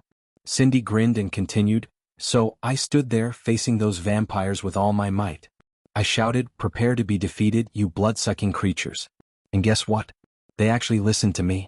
Who knew vampires had a sense of humor?" Michael couldn't help but laugh at Cindy's adventurous spirit. "And then," Cindy continued, her eyes gleaming with excitement, "I unleashed my secret weapon, the tickle attack. I tickled them with all my might, and those vampires started squirming and giggling like crazy. They couldn't even fight back because they were too busy trying to catch their breath." Michael burst into laughter, imagining the comical sight. "And that's how I defeated the vampires, brother?" Cindy concluded proudly, striking a triumphant pose. Michael clapped his hands, thoroughly entertained. "Bravo, my little warrior. You always find a way to surprise me." Michael stood at the edge of the floating mountain, his gaze fixed on the dark ocean swirling with multiple tornadoes. After bidding farewell to Azazel, Cindy approached him and handed him a mysterious letter. "What's this?" Michael asked, curiosity piqued. "I'm not sure. Aunt Adelia asked me to give it to you once I emerged from seclusion," Cindy replied, her eyes brimming with curiosity. As Michael opened the envelope, he discovered a small, palm-sized black scale nestled within, accompanied by a letter. Unfolding the letter, he read Adelia's words carefully. "My lord, if you're reading this, it means I haven't returned to the castle and you're likely searching for me. I can't disclose everything in this letter, but I have provided a secret ritual on the back that can help trace my location using this scale. Please send Azazel and only Azazel to me. I will explain everything upon my return." "I wonder where she vanished to?" Cindy inquired, her eyes filled with curiosity as Michael carefully folded the letter and returned it to her. "Cindy, I want you to take this letter to Uncle Elidar. You will know what to do. And once you've given him the letter, go and inform Gaia that her mother is safe and will be returning soon," Michael instructed, gently lowering Cindy back to the ground. "Alrighty then," Cindy responded, placing a hand over her heart and assuming a playful, loyal soldier stance. Michael chuckled and planted a tender kiss on her back before she set off on her mission to deliver the letter to Elidar. As Cindy disappeared from Michael's sight, his enchanting smile dissolved, replaced by a cold and ruthless expression. With a swift motion, he vanished from the edge of the mountain, leaving behind a trail of lightning in his wake. In an instant, he materialized in his temporary room, where all his belongings had been relocated in preparation for his impending wedding. Before him stood a meticulously arranged wardrobe filled with an array of dark attire. Without hesitation, Michael reached for a long coat, a sleek black turtleneck, and a pair of matching trousers. With a swift flick of his wrist, he discarded his previous garments, cleansing himself with arcane energy before adorning his new attire. The transformation was complete. Next, Michael donned his fingerless gloves, the symbols of his power and prowess. He secured his formidable dark swords upon his back, their menacing presence a clear warning to any who dared to cross his path.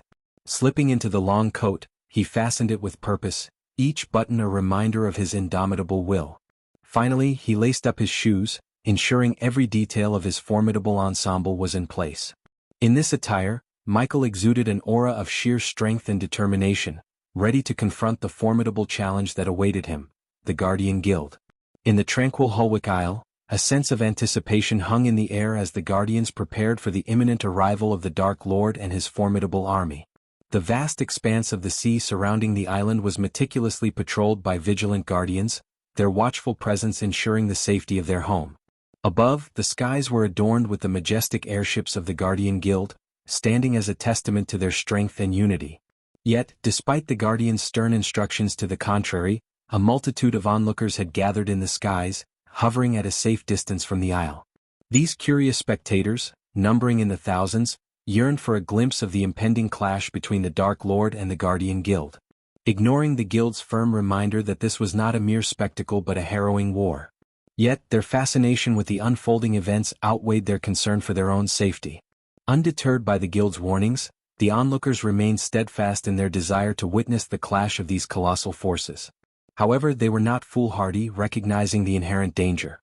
Each individual maintained a safe distance, equipped with an array of gadgets and protective spells to shield themselves from the catastrophic shockwaves that would undoubtedly be unleashed. Among the spectators, even the esteemed Empress of Ar graced the scene, accompanied by a gathering of kings and queens. The magnitude of this momentous event was not lost on them, for it was a rare occurrence to witness such a formidable war between the Dark Lord and his imposing army pitted against the Guardian Guild. Hearts raced with anticipation as the stage was set for a monumental clash that would leave an indelible mark on history. The group of rogue cultivators and news reporters floated in the sky, a safe distance from the Hulwick Island, their faces etched with fear and anticipation. The air was tense, heavy with the weight of an imminent war between the Dark Lord and the Guardian Guild. Their voices carried a sense of urgency and concern as they engaged in a somber discussion. One of the older cultivators, his eyes filled with worry, broke the silence. "Do you think there's any chance for peace talks between the Dark Lord and the Guardian Guild? Is it possible to avoid this destructive war?" A younger cultivator, his brow furrowed, replied, "I'm not sure. The Dark Lord has shown little inclination towards diplomacy in the past. He has always relied on his formidable power and relentless pursuit of his goals." A news reporter chimed in, his voice filled with apprehension. "But what if the Dark Lord emerges victorious? Will he show any mercy to the Guardian Guild, especially considering his brother was the previous Supreme Guardian?" The group fell into a contemplative silence, their gazes fixed on the distant Hulwick Island. It was a moment of reflection, where the weight of family ties and the potential consequences of the war were considered.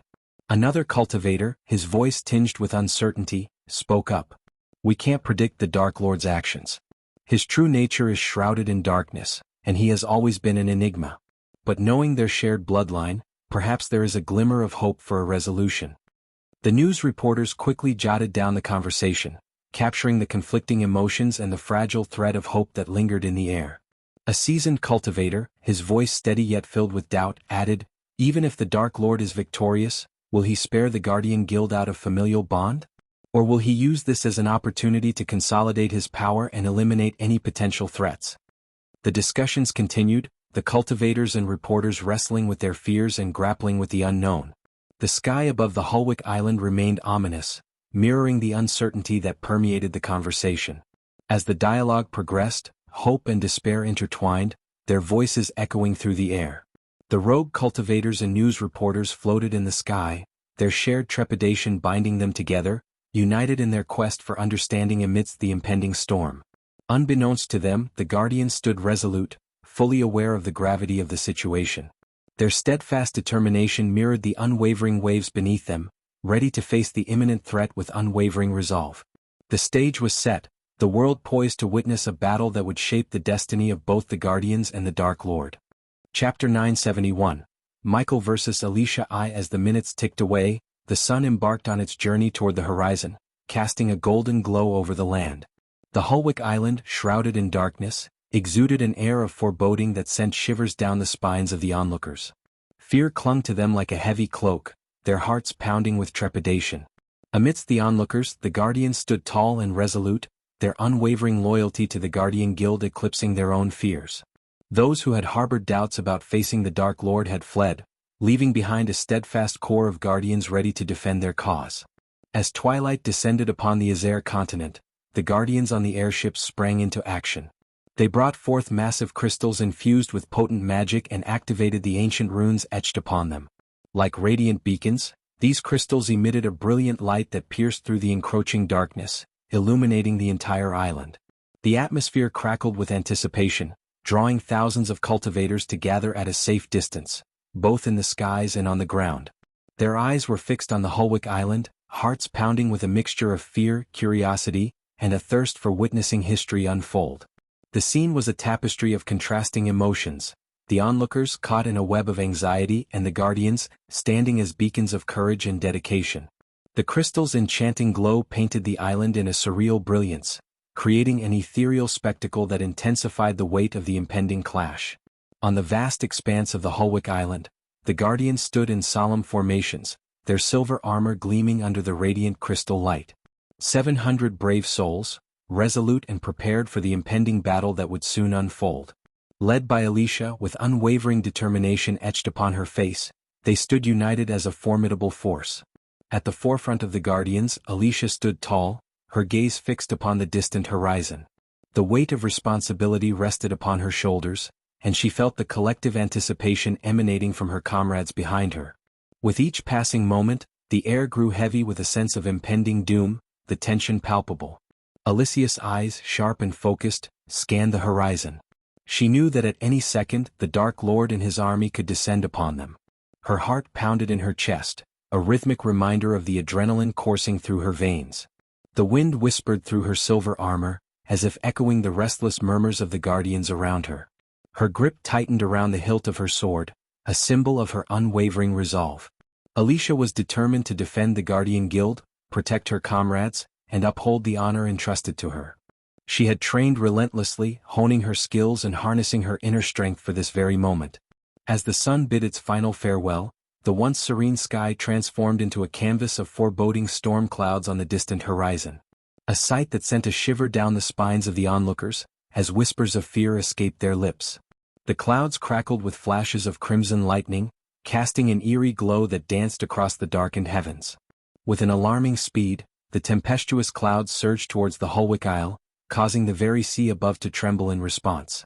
Powerful waves rose and crashed against the shoreline, their tumultuous roars echoing through the air. The atmosphere grew heavy with a sense of impending doom, as if nature itself recognized the arrival of a formidable force. The onlookers, their gazes fixated upon the encroaching storm, felt a chill creep down their spines. Unspoken words carried on the wind, and the name, the Dark Lord, reverberated in hushed tones. A name that struck fear into the hearts of those who had heard tales of his power and ruthlessness. In the face of this ominous spectacle, uncertainty and trepidation permeated the air. The storm clouds, a harbinger of the Dark Lord's imminent arrival, served as a stark reminder of the impending clash between the forces of light and darkness. The time for talk and speculation had passed. It was now a moment to brace themselves for the storm that was about to descend upon the Hulwick Isle. As the storm clouds drew closer, the atmosphere thickened with anxiety and fear. The onlookers huddled together, their voices trembling with uncertainty and anticipation.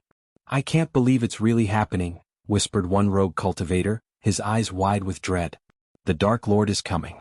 We're about to witness a war like no other." "Do you think there's any hope for the Guardian Guild?" a news reporter asked, her voice laced with concern. "Can they withstand the might of the Dark Lord and his forces?" A cultivator, his face etched with worry, shook his head. "Not sure. The Dark Lord has conquered every obstacle in his path. It feels like nothing can stop him." "But what about the previous Supreme Guardian? They were siblings, right?" a young cultivator inquired, his voice quivering. "Wouldn't the Dark Lord show mercy to his own flesh and blood?"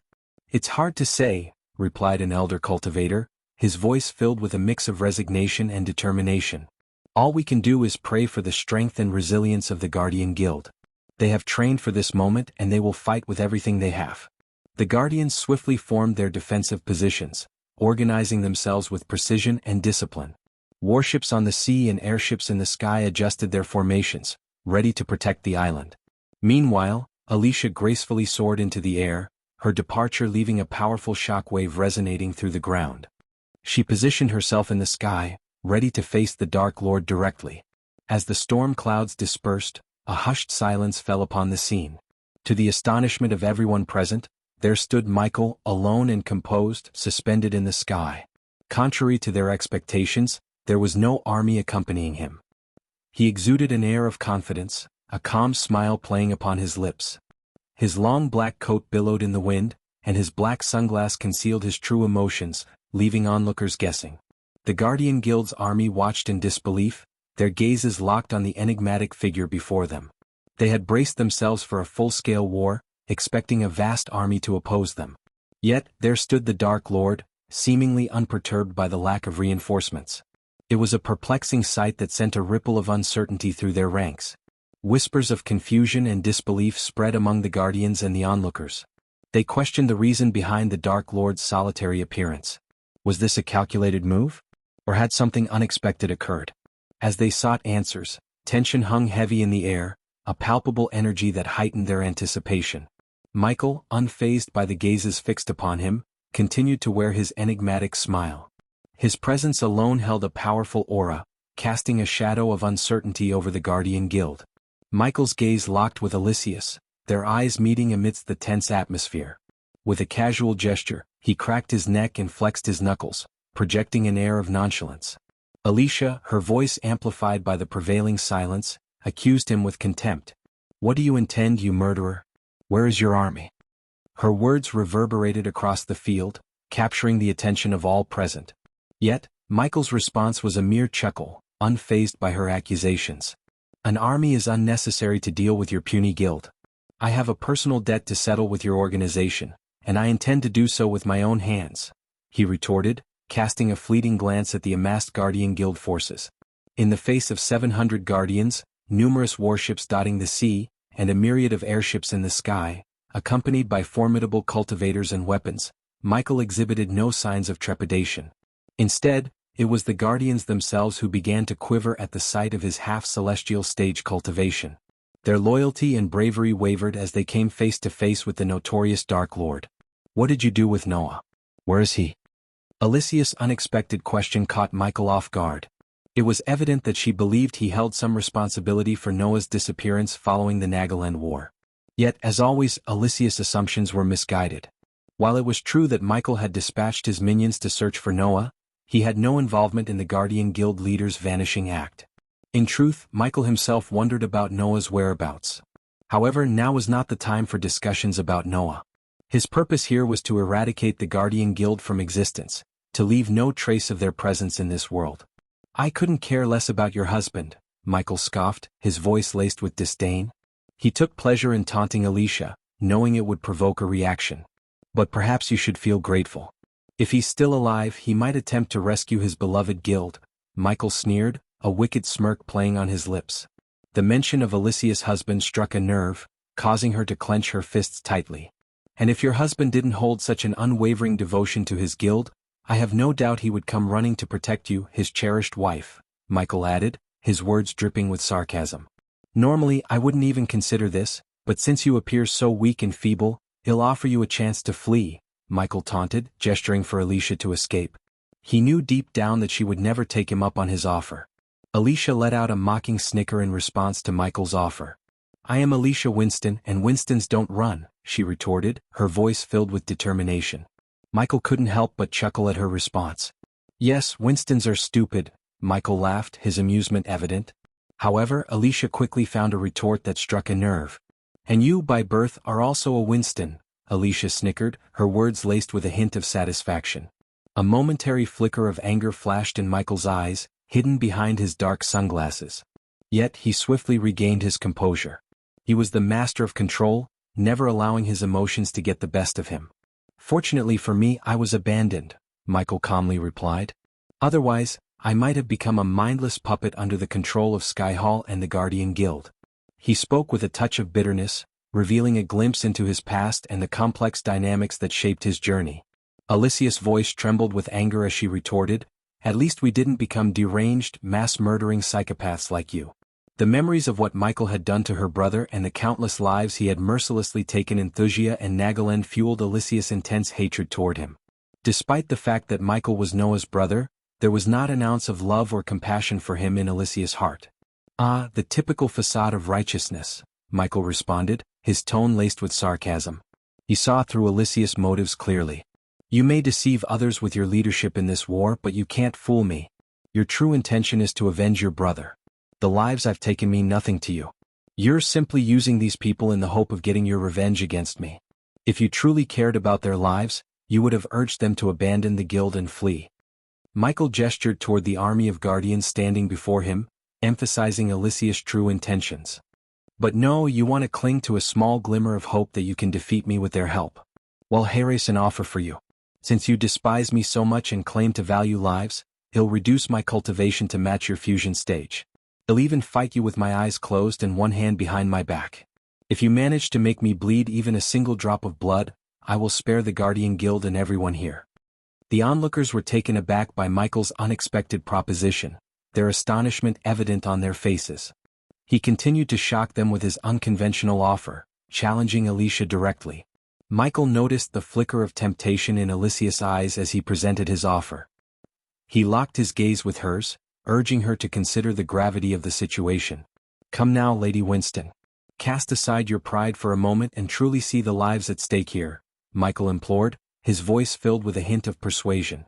He gestured towards the surrounding people, emphasizing their youth and the potential they held. "They have dreams to fulfill, futures ahead of them. Are you willing to let your stubbornness cloud your judgment and let them perish? Deep down, we both know that this is your sole opportunity to save all these lives." His words hung in the air, carrying a weight of truth. The onlookers watched in anticipation, fully aware that this moment held the fate of many. Alicia's eyes flickered with a mix of determination and conflict as she contemplated Michael's offer, the choice before her growing increasingly clear. "If you're still unsure about my offer, allow me to give you a glimpse of the force you'll be facing," Michael stated, his smile fading from his face. As he spoke, a sense of darkness pervaded the surroundings, casting an eerie shadow over the area. Suddenly, one of the massive crystals previously used to illuminate the island shattered into pieces without any visible cause. The guardians and onlookers stood frozen in shock, witnessing the display of Michael's power. With a slight adjustment of his sunglasses, Michael unleashed two menacing beams from his eyes. The dark beams pierced through the floating warship in the distance, effortlessly slicing it in half. Even the powerful shield generated by intricate arrays failed to protect the vessel. The severed halves tumbled from the sky, crashing into the sea below and erupting in a fiery explosion. The onlookers gasped in disbelief at the sheer destructive force unleashed by Michael. The realization of his immense power settled upon them like a heavy weight.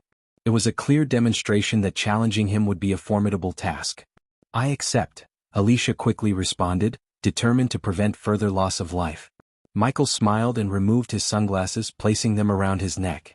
With a raised hand, he caused a momentary jolt among the army of guardians, causing them to tense, thinking he was about to unleash an attack.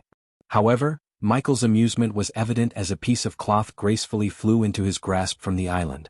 Deliberately, he tied the cloth securely over his eyes, obscuring his vision. With a swift motion of his wrist, he summoned his legendary weapon, the Doombringer, from his spatial ring. The imposing warhammer possessed a unique design, featuring one blunt head and one pointed head. Engraved with ancient runes and infused with an ice core of immense power, the Doombringer granted Michael the ability to summon intense frost at will. Its black surface gleamed ominously under the moonlight. As he positioned his hand behind his back, Michael's cultivation gradually diminished from the half-celestial stage to the fusion stage. However, this decision was not an act of recklessness or foolishness on his part. With a thorough scan of his surroundings, he ensured there were no unexpected surprises awaiting him during the impending duel. Moreover, his loyal minions stood watch from a safe distance, ensuring no interference would disrupt the battle he was about to engage in. Michael carried out these actions not out of arrogance but to demonstrate the stark contrast between his power and Alicia's perceived strength. By covering his eyes and restricting his dominant hand, he aimed to highlight how feeble Alicia's hopes of seeking revenge truly were. It was a calculated move to expose her vulnerability and emphasize the vast power differential between them. This display was intended to make Alicia realize the futility of her efforts and the impossibility of overcoming Michael's might. "Let's begin," Michael declared. His voice resonated with a calm confidence that sent shivers down the spines of the onlookers. With those simple words, the air crackled with anticipation, and the stage was set for an intense showdown between the Dark Lord and Alicia, who longed to avenge her brother and end Michael's life for years. The atmosphere grew heavy with suspense as everyone held their breath, knowing that the clash between these two formidable warriors would decide the fate of countless lives. Chapter 972. Michael vs. Alicia. Alicia's sword glinted in the crystal light as she lunged forward, her eyes focused and determination etched on her face. With a swift, fluid motion, she aimed a powerful strike toward Michael's chest. But to her astonishment, Michael effortlessly sidestepped the attack, his blindfolded eyes seemingly seeing every move. As Alicia's sword sliced through the air, Michael smoothly evaded each subsequent slash with a series of agile movements. His body seemed to flow with the rhythm of the battle, his reflexes honed to perfection. With remarkable precision, he relied on his heightened senses and intuition to predict Alicia's every move. Using only his legs, Michael executed acrobatic flips and twists, avoiding Alicia's strikes with an ethereal grace. He moved with such fluidity that it appeared as if he were dancing in midair. Alicia's frustration grew as her attacks were effortlessly evaded, unable to land a single blow on her elusive opponent. In one particular moment, as Alicia aimed a diagonal slash towards Michael's exposed flank, he swiftly twisted his body, dodging the attack with a hair's breadth.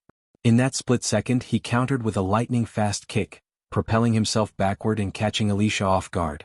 His foot connected with her abdomen, launching her backward through the air. Undeterred, Alicia quickly regained her composure and resumed her assault. She unleashed a flurry of rapid strikes, her sword a blur in the night sky. Yet, no matter how relentless her onslaught, Michael's evasion remained flawless. With every step, twist, and turn, he seemed to anticipate her moves, leaving her sword to slice through empty air. Michael's agility was matched only by his extraordinary speed. At one moment, as Alicia attempted a surprise attack from above, he smoothly flipped backward, his body arcing in a seamless motion. In midair, he extended his leg and delivered a powerful kick directly to Alicia's chest, sending her hurtling downwards. The aerial duel continued, the clash of wills and skills playing out in the vast expanse of the sky. Michael's movements were a captivating display of grace and mastery, each evasion and counterattack executed with precision and finesse. Despite the blindfold obscuring his vision and the handicap of using only one hand and his legs, he seemed to possess an otherworldly awareness, effortlessly outmaneuvering Alicia at every turn. The battle raged on, the sky serving as the backdrop for this extraordinary display of combat prowess. Each move, each evasion, and each counterattack showcased Michael's dominance over his opponent, leaving no doubt as to the vast gap in their skills.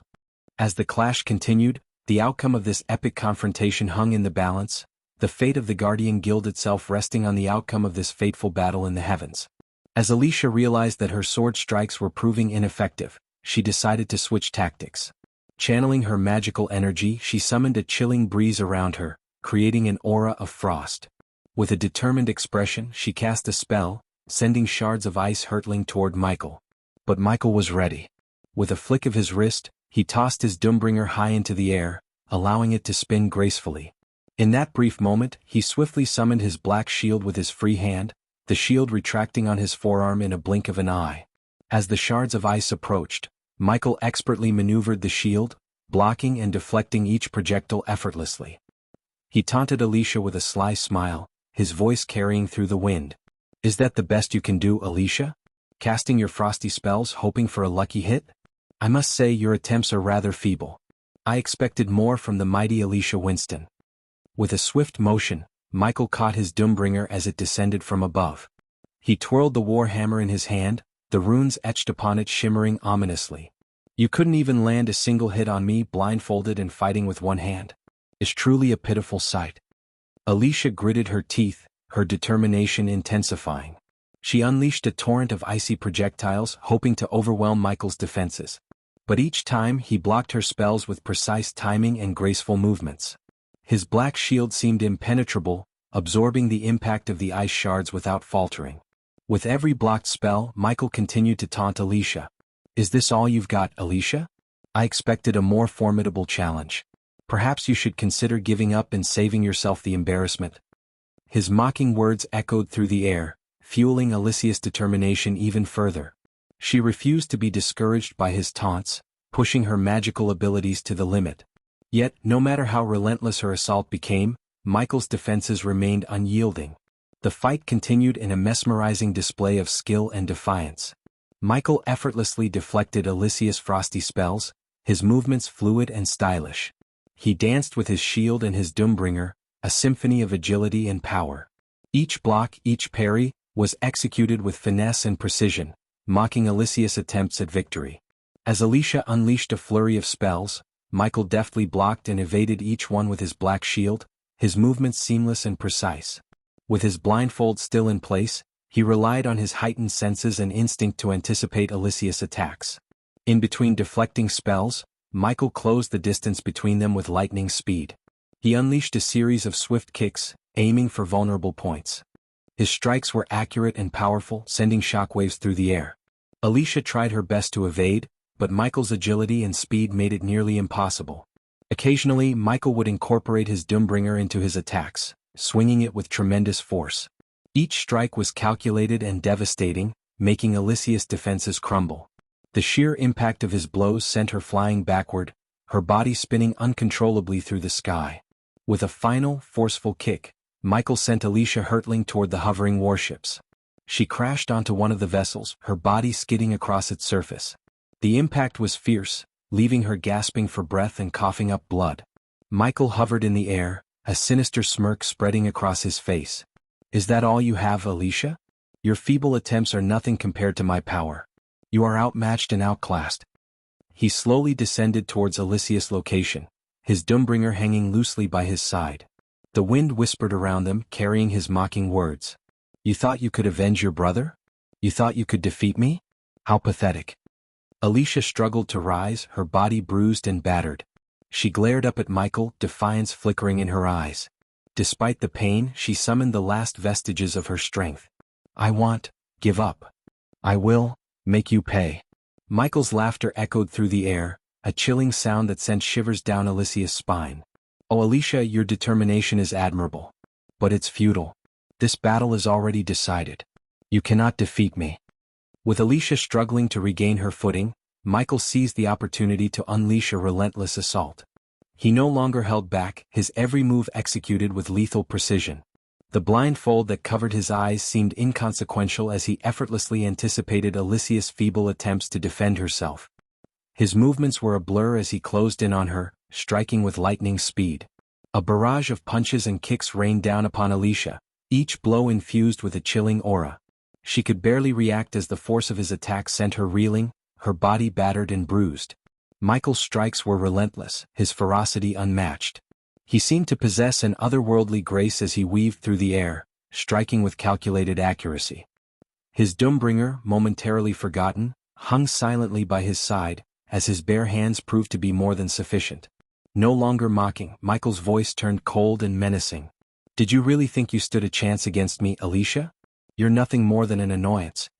Each blow from Michael sent Xianxia spiraling further into despair. She gasped for air, pain coursing through her body with every movement.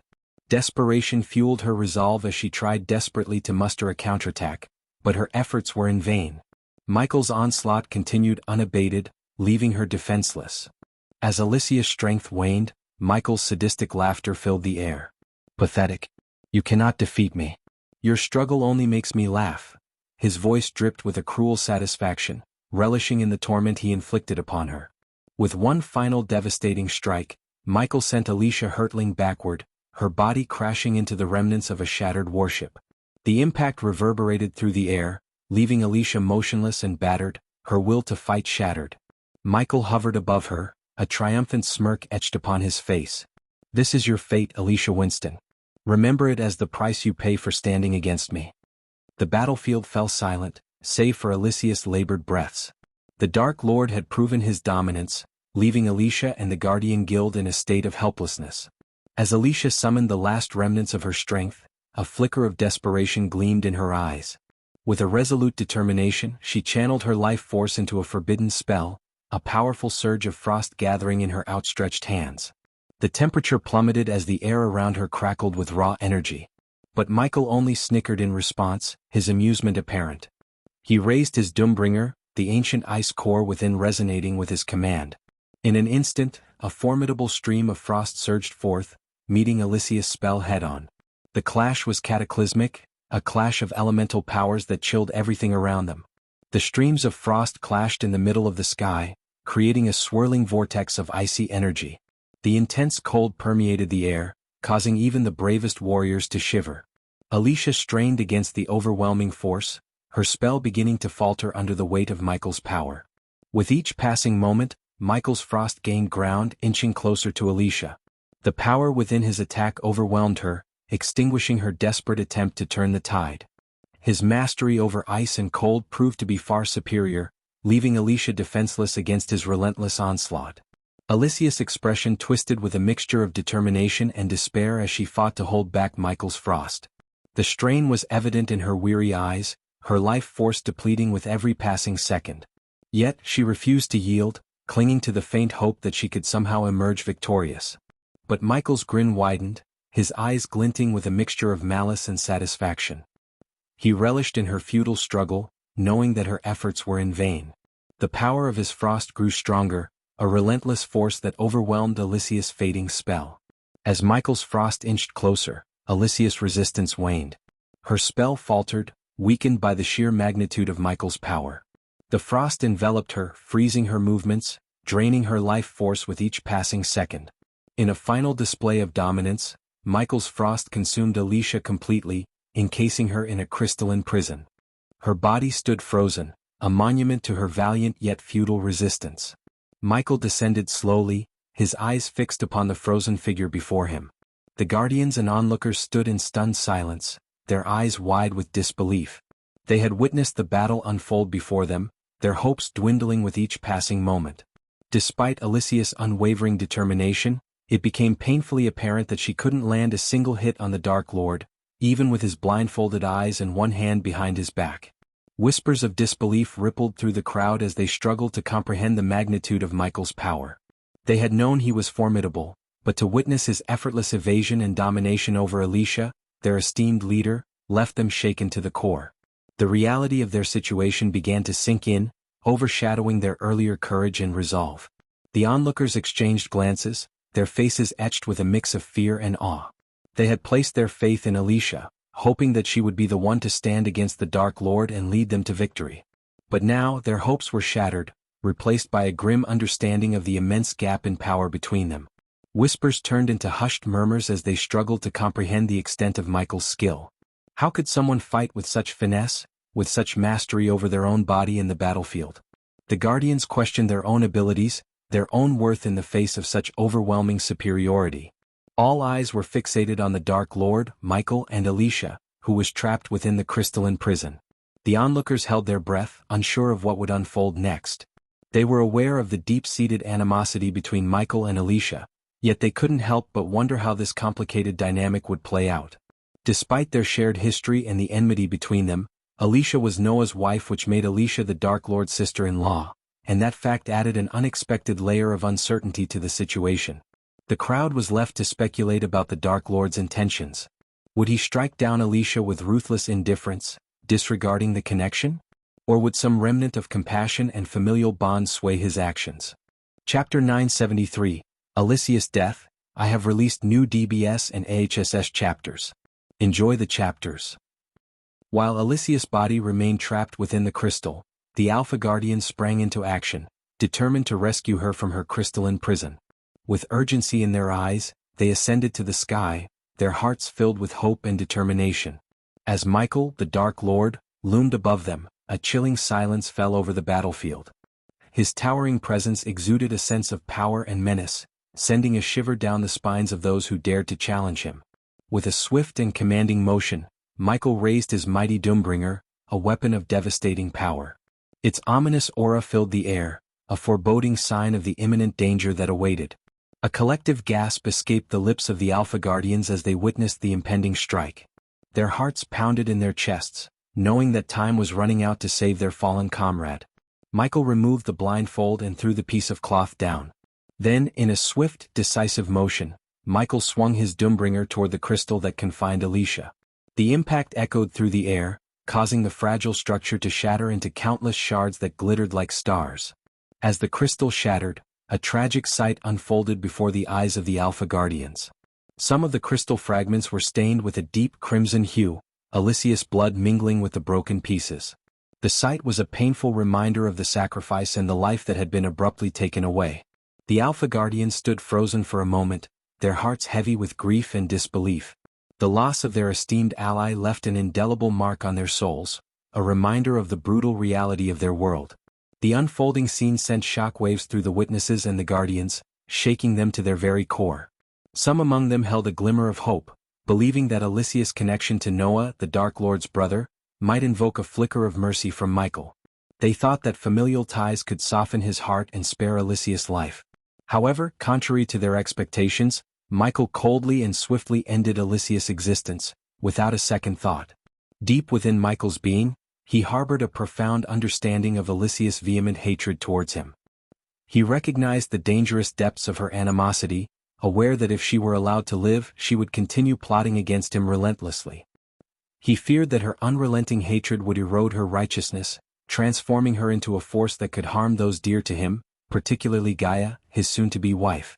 Having conversed with the previous Dark Lord, Michael had learned of the grim fate that awaited Gaia in countless other timelines, where death claimed her without fail. Determined to shield her from harm and ensure her survival, Michael made a solemn vow. He resolved to protect her at all costs, prepared to eliminate anyone who posed a threat to her safety, devoid of even the faintest trace of mercy. In his unwavering determination, Michael was willing to face the entire world, should it turn against him. His resolve to safeguard his beloved wife was unyielding, as he would go to any lengths necessary, even if it meant extinguishing countless lives, to ensure her continued existence. Following Xianxia's demise, Michael's inner energy surged forth, breaking free from its suppressed state. His cultivation soared, propelling him from the fusion stage to the lofty realm of the half-celestial stage. The sheer power emanating from him caused a gentle whistling sound that resonated throughout the vicinity, a testament to his overwhelming aura. In a commanding gesture, Michael raised his hand and swiftly snapped his fingers. The crystals adorning the airships, which emitted a brilliant luminosity, shattered into countless fragments. As a consequence, darkness enveloped the Hulwick Isle and its surroundings once more, casting a shadow over the previously illuminated expanse. As the darkness engulfed the surroundings, Michael invoked the Cloak of Shadows, a mystical veil that encased him entirely. Within this shroud, his form became obscured, and dark flames flickered ominously around him. Hovering in midair, Michael slowly drew his dual dark swords from their scabbards, their blades gleaming with an eerie darkness. Meanwhile, the guardians of the guild stood resolute, prepared to defend their cause and fight to the bitter end. Warships, both in the sky and on the sea, adjusted their cannons and weapons, taking aim at the imposing figure of the Dark Lord. Undeterred by the immense disparity in cultivation, hundreds of guardians ascended into the sky, ready to confront Michael in a valiant aerial battle. As the Alpha Guardians, Roshan, Vivian, and Garrick soared through the sky with their troops, their eyes fixed on their sole adversary, Michael, the Dark Lord. The battle unfolded on a grand scale, with the fate of their world hanging in the balance. Roshan, with his commanding presence akin to a majestic lion, led the charge of the Beast Guardians. Golden-maned and resolute, he unleashed a primal roar that resonated across the battlefield. His fellow guardians, embodying the ferocity of untamed beasts, joined him in a synchronized assault. They pounced upon Michael, their claws tearing through the air with lightning speed, while others summoned the forces of nature to bind and hinder him. Vivian, her fiery-haired visage shimmering with mystic power, commanded the Sorcerer Guardians. Positioned strategically, she wove intricate spells that ignited the sky with bursts of dazzling energy. Her incantations summoned tempests of arcane lightning that crackled and danced, striking at Michael with relentless fury. She conjured swirling vortexes that unleashed gusts of wind, threatening to swallow him whole. Each spell cast by Vivian unleashed devastation, leaving trails of destruction in its wake. Garrick, the seasoned warrior with weathered armor and battle-hardened valor, stood at the forefront of the warrior guardians. His scarred countenance revealed a wealth of experience and determination. With his enchanted blade held firmly in hand, he led his comrades with unwavering resolve. Each swing of his sword sent shockwaves rippling through the air, cutting through the darkness that surrounded Michael. The warrior guardians fought with unyielding strength and skill, their weapons clashing against the formidable Dark Lord. Garrick's mere presence bolstered the morale of the warriors fighting alongside him, each strike they delivered carrying the weight of their collective resolve. The sky became a battlefield as the guardians and their troops engaged Michael, unleashing a symphony of fantastical powers and weapons. Vivian's spells intertwined with Roshan's relentless assaults, creating a tapestry of chaos and destruction. Explosions erupted, showering the heavens with cascades of vibrant colors. Vivian, harnessing the full force of her sorcery, conjured celestial fireballs that streaked across the sky, exploding upon impact with Michael. Each detonation sent shockwaves rippling through the atmosphere, rattling the very foundation of their reality. Roshan, in tandem, channeled ancient elemental forces, his power resonating through the sky. With a mighty roar, he summoned swirling tempests of wind and surges of crackling lightning. The very air around Michael became charged with raw energy, creating a tumultuous storm that threatened to engulf him. Dark clouds converged above, crackling with electricity and unleashing torrents of rain and hail, creating a chaotic backdrop to the battle in the heavens.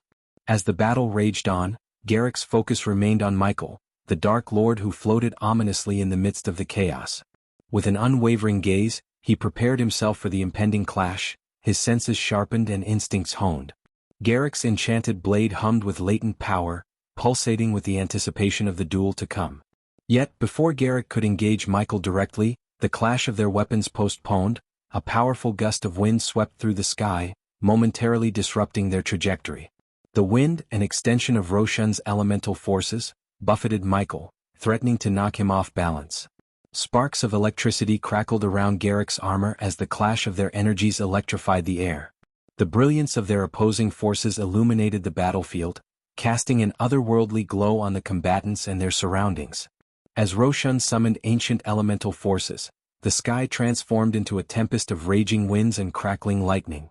Dark clouds swirled above, unleashing bolts of energy that illuminated the battlefield with flashes of brilliance.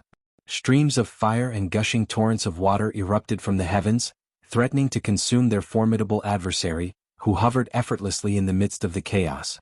Meanwhile, Garrick, the epitome of warrior prowess, soared through the air with unwavering determination, his enchanted blade gleaming with a radiant aura.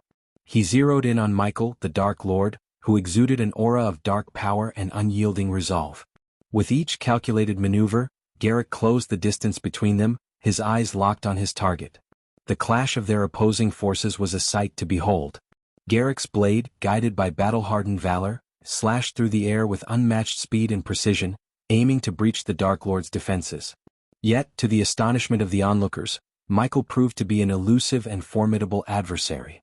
With a flicker of his hand, Michael effortlessly deflected Garrick's blade, his movements a graceful dance amidst the chaos.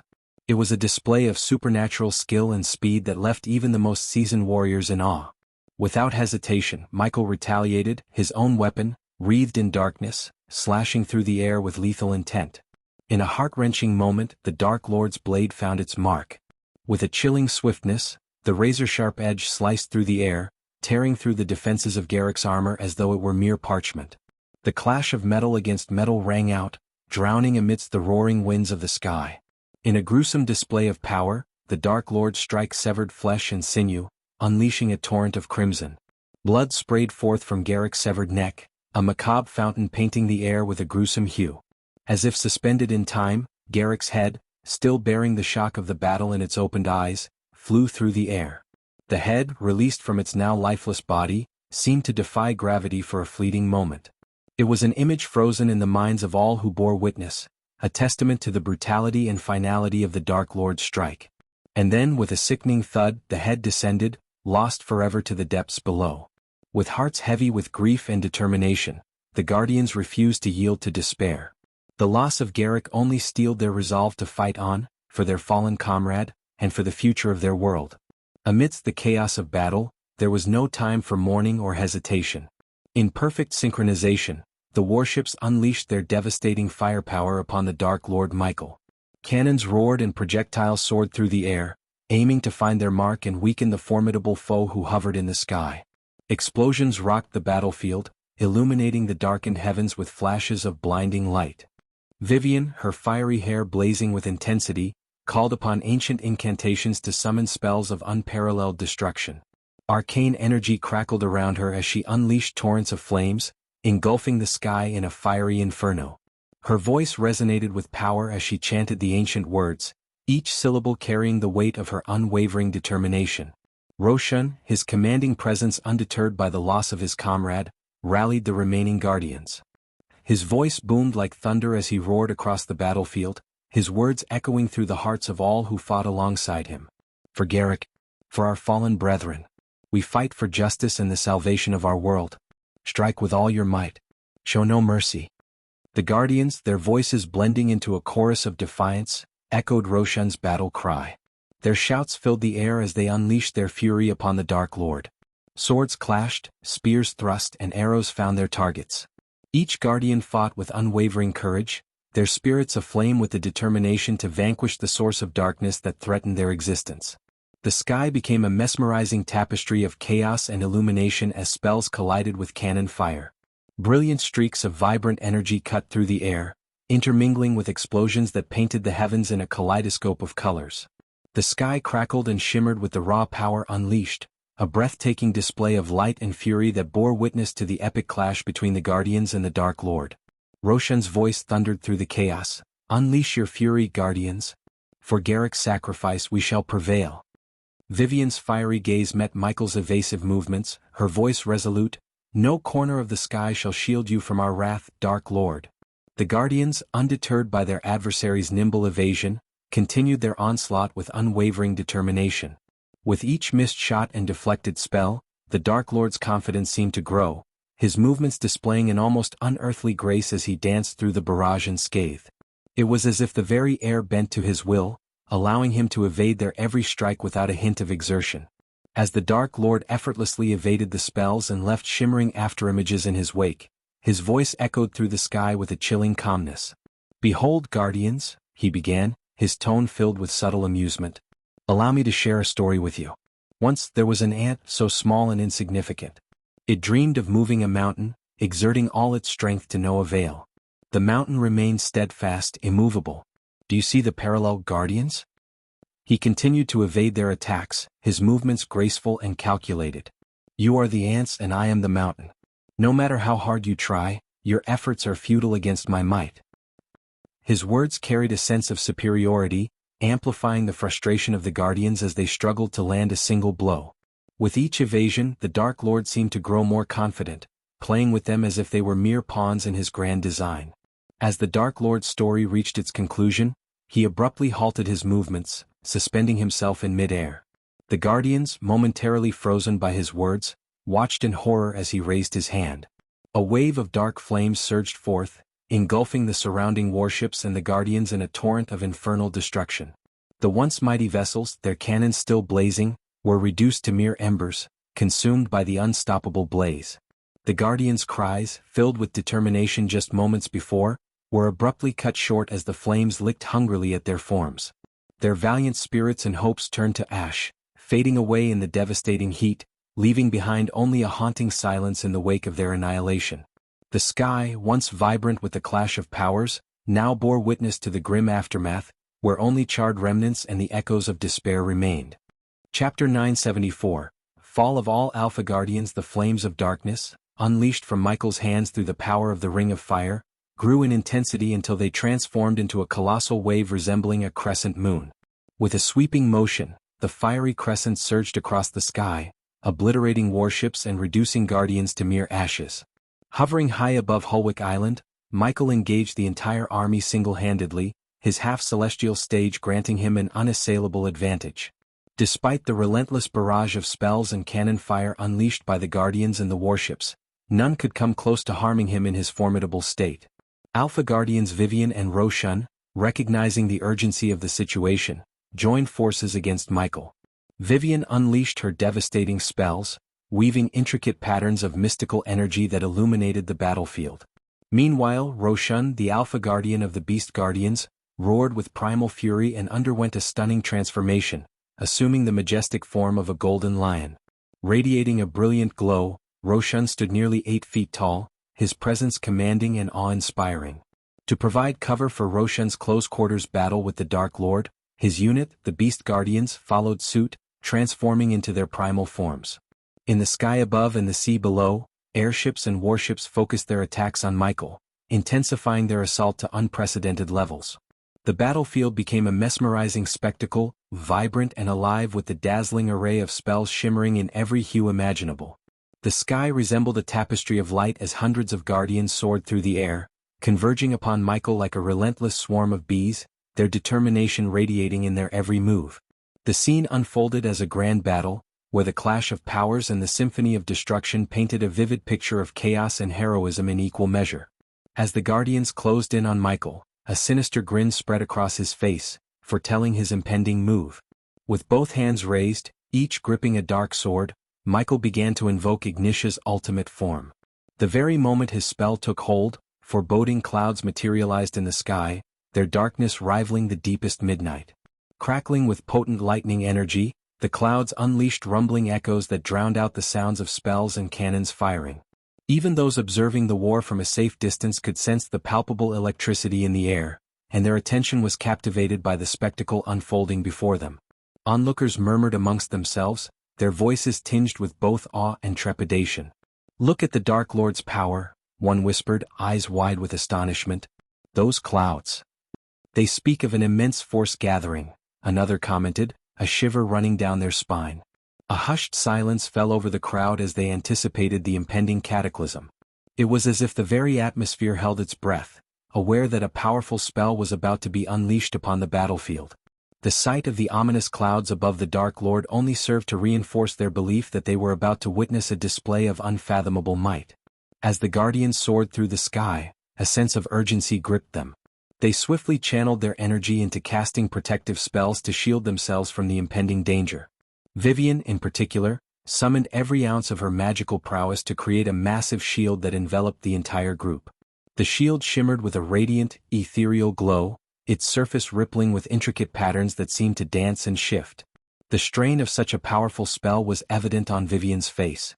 Beads of sweat formed on her brow, and her hands trembled as she poured her energy into the shield. The sheer magnitude of the task began to take its toll on her, evident as a trickle of blood escaped from her nose. Despite the physical weakness creeping over her, Vivian's determination burned bright, fueled by her unwavering commitment to protect her comrades. The shield grew stronger, its luminosity intensifying as Vivian pushed herself to the limit. It stood as a formidable barrier, radiating a sense of stability and resilience. The magical energies within the shield interwove, creating a complex web of protection that warded off any malevolent forces that sought to breach their defenses. It was a testament to Vivian's unwavering resolve as she channeled her magical essence into safeguarding her fellow guardians, even at the cost of her own well-being. The guardians in the air abruptly halted their advance toward Michael, seeking refuge beneath the shelter of their protective shields. In that very moment, Michael's chuckle resonated through the expanse of the sky, its chilling sound sending a shiver down the spines of the guardians. "I can't decide whether to be impressed by your futile efforts or find amusement in them. In the game of kings, it's the pawns who meet their demise first. You all should have abandoned the guild while you still had the chance." Michael sneered at the guardians, their impending doom a pitiable sight in his eyes. Once, there might have been a glimmer of mercy in his heart, but now it was overshadowed by sheer pity. As Michael's words echoed through the air, a sudden motion caught everyone's attention. With a swift downward motion, his arms unleashed a torrent of black lightning bolts, descending from the ominous clouds above him. The onslaught resembled a merciless rain of electrifying power, effortlessly piercing through Vivian's valiant defense shield that encased the guardians. The bolts struck their targets with a searing force, overwhelming their defenses like a hot knife through butter. The impact was devastating. The once valiant guardians, now victims of Michael's wrath, plummeted from the sky in a charred and smoking state. Their bodies, once adorned in proud armor, were reduced to a smoldering mess. From a distance, it appeared as if a swarm of bees, stripped of life, descended in a macabre display of tragedy and destruction. As the spell unleashed its devastating power, a collective gasp escaped the lips of the onlookers who watched the battle unfold from a safe distance. Their eyes widened in disbelief, and their hearts sank with a growing sense of horror. The display of Michael's immense power had surpassed anything they had witnessed before. He just took them down like they were nothing," whispered one onlooker, a tremor of fear lacing their voice. "I've never seen anything like it," another murmured, their voice filled with dread. "The Dark Lord's power, it's beyond comprehension." Whispers of fear spread through the onlookers like wildfire, and a sense of trepidation began to overshadow their initial curiosity. The once distant threat had transformed into a living nightmare before their eyes. "Is there no end to his power?" a shaken voice quivered. "He's become more than a mere mortal. He's become a force of nature," someone replied, their voice laced with resignation. "He is unstoppable," whispered a shaken observer, their voice barely audible. "We underestimated him, and now I fear for what lies ahead." The onlookers stood in stunned silence, their hope diminishing with each passing moment. The aura of fear that enveloped them grew stronger as the realization sank in that the Dark Lord's power knew no bounds. The once faint whispers of doubt transformed into a collective realization that they were facing a force beyond their comprehension, and the weight of their fear settled upon them like a heavy cloak. Vivian's shock lingered as she witnessed the futility of her powerful shield. However, her shock quickly turned to sheer terror as she felt the Dark Lord's gaze upon her. In a desperate attempt to protect her, Roshan, in his primal form, lunged at Michael, aiming to intercept any move the Dark Lord might make. With a powerful leap, Roshan reached Michael, sinking his teeth into the Dark Lord's head. Gasps filled the air as the onlookers and guardians witnessed this daring act. Yet, their astonishment turned to disbelief as they realized Roshan had only bitten into an afterimage left behind by the Dark Lord. The collective gaze swiftly shifted to Vivian, and their hearts sank when they saw the real Dark Lord standing behind her. Vivian, oblivious to the danger lurking, gradually felt a growing sense of unease. The hairs on the back of her neck stood on end as she sensed a presence behind her, creeping fear seeping into her very being. "Vivian!" Roshan's roar echoed through the battlefield as the Guardians surged forward, driven solely by their desire to protect her, disregarding their own lives. But before they could reach her, the Dark Lord seized Vivian by the neck, lifting her effortlessly into the air. In a desperate bid to distract the Dark Lord, the warships unleashed a barrage of cannon fire, their aim fixed upon him. Yet, Michael swiftly cast the Silene's spell, enveloping himself in a temporal pocket where time slowed to a crawl. Within this altered reality, he maneuvered Vivian directly in the path of a fiery cannonball, simultaneously adjusting another cannonball to strike her from the opposite side. It all unfolded within the suspended time of Silenes, a mere blink of an eye. The Guardians and Roshan, their hearts pounding with urgency, had little time to react as they witnessed the two cannonballs collide with Vivian, shattering her bones. Before she could even utter a scream, Michael, with a chilling flick of his wrist, snapped Vivian's neck, extinguishing her life in an instant. The battlefield fell into stunned silence as the lifeless body of the Alpha Guardian crumpled, a tragic testament to the Dark Lord's unfathomable power. The onlookers watched in dismay as the Alpha Guardians, one by one, fell before the relentless might of the Dark Lord.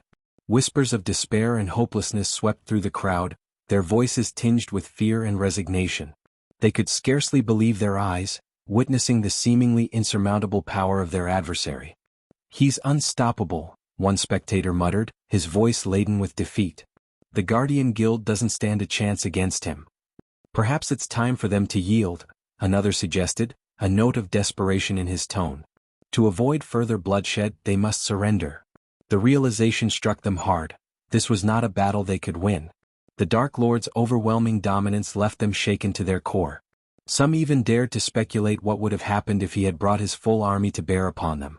The scale of devastation would have been unfathomable, a thought that sent shivers down their spines. In the midst of the turmoil, the Empress of Ar, known for her poise and strategic brilliance, remained calm. She stood at a vantage point, observing the unfolding chaos with a discerning eye. A subordinate approached her cautiously, sensing her presence. "Your Highness," the subordinate began, his voice tinged with respect. "It was a wise decision for us to stay away from the Dark Lord's path." The Empress, her gaze fixed upon the battlefield, nodded slightly. "Indeed," she replied, her voice steady and unwavering. There is power in aligning with the unstoppable force rather than opposing it. We shall find a way to work with him for the benefit of our empire. Her words held a sense of calculated determination, and those who overheard them couldn't help but wonder what plans lay hidden within the Empress' mind. While the rest of the onlookers were filled with fear and despair, she saw an opportunity in the face of the Dark Lord's might, a chance to shape the future in her favor. A hushed silence fell over the onlookers as they turned their gaze toward the Guardian Guild headquarters, their eyes widening with awe and disbelief. A thunderous roar erupted from within the walls of the stronghold, resonating through the air, capturing their attention. And then, as if summoned by some ancient power, a majestic creature materialized above the guild, a golden dragon with not one but two magnificent heads, its ethereal form colossal and awe-inspiring. Gasps of astonishment rippled through the crowd as they beheld the mythical creature hovering in the sky. Whispers of amazement and wonderment intermingled with their shock.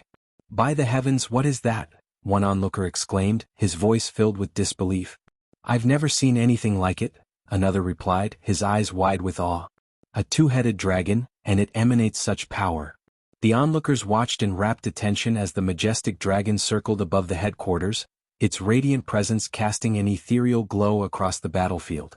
There was an air of hope and anticipation, an inkling that perhaps, against all odds, the tide of the battle could still be turned. Amidst the whispers and murmurs, the Empress of Ar stood with an impassive expression. Her eyes remained fixed on the mystical creature, studying its every movement with keen interest. With a calm yet resolute voice, she addressed her companion. "This dragon is one of the Guardian Guild's last line of defense," she stated, her tone carrying a note of determination. "They have unveiled their ultimate trump card. Let us see what this mystical being is truly capable of." Her words hung in the air, a quiet declaration of her intent to witness the unfolding events with strategic insight. The onlookers, despite their fear and uncertainty, found a glimmer of hope within the Empress' composed demeanor, knowing that this mythical guardian might just hold the key to turning the tide of the battle against the Dark Lord.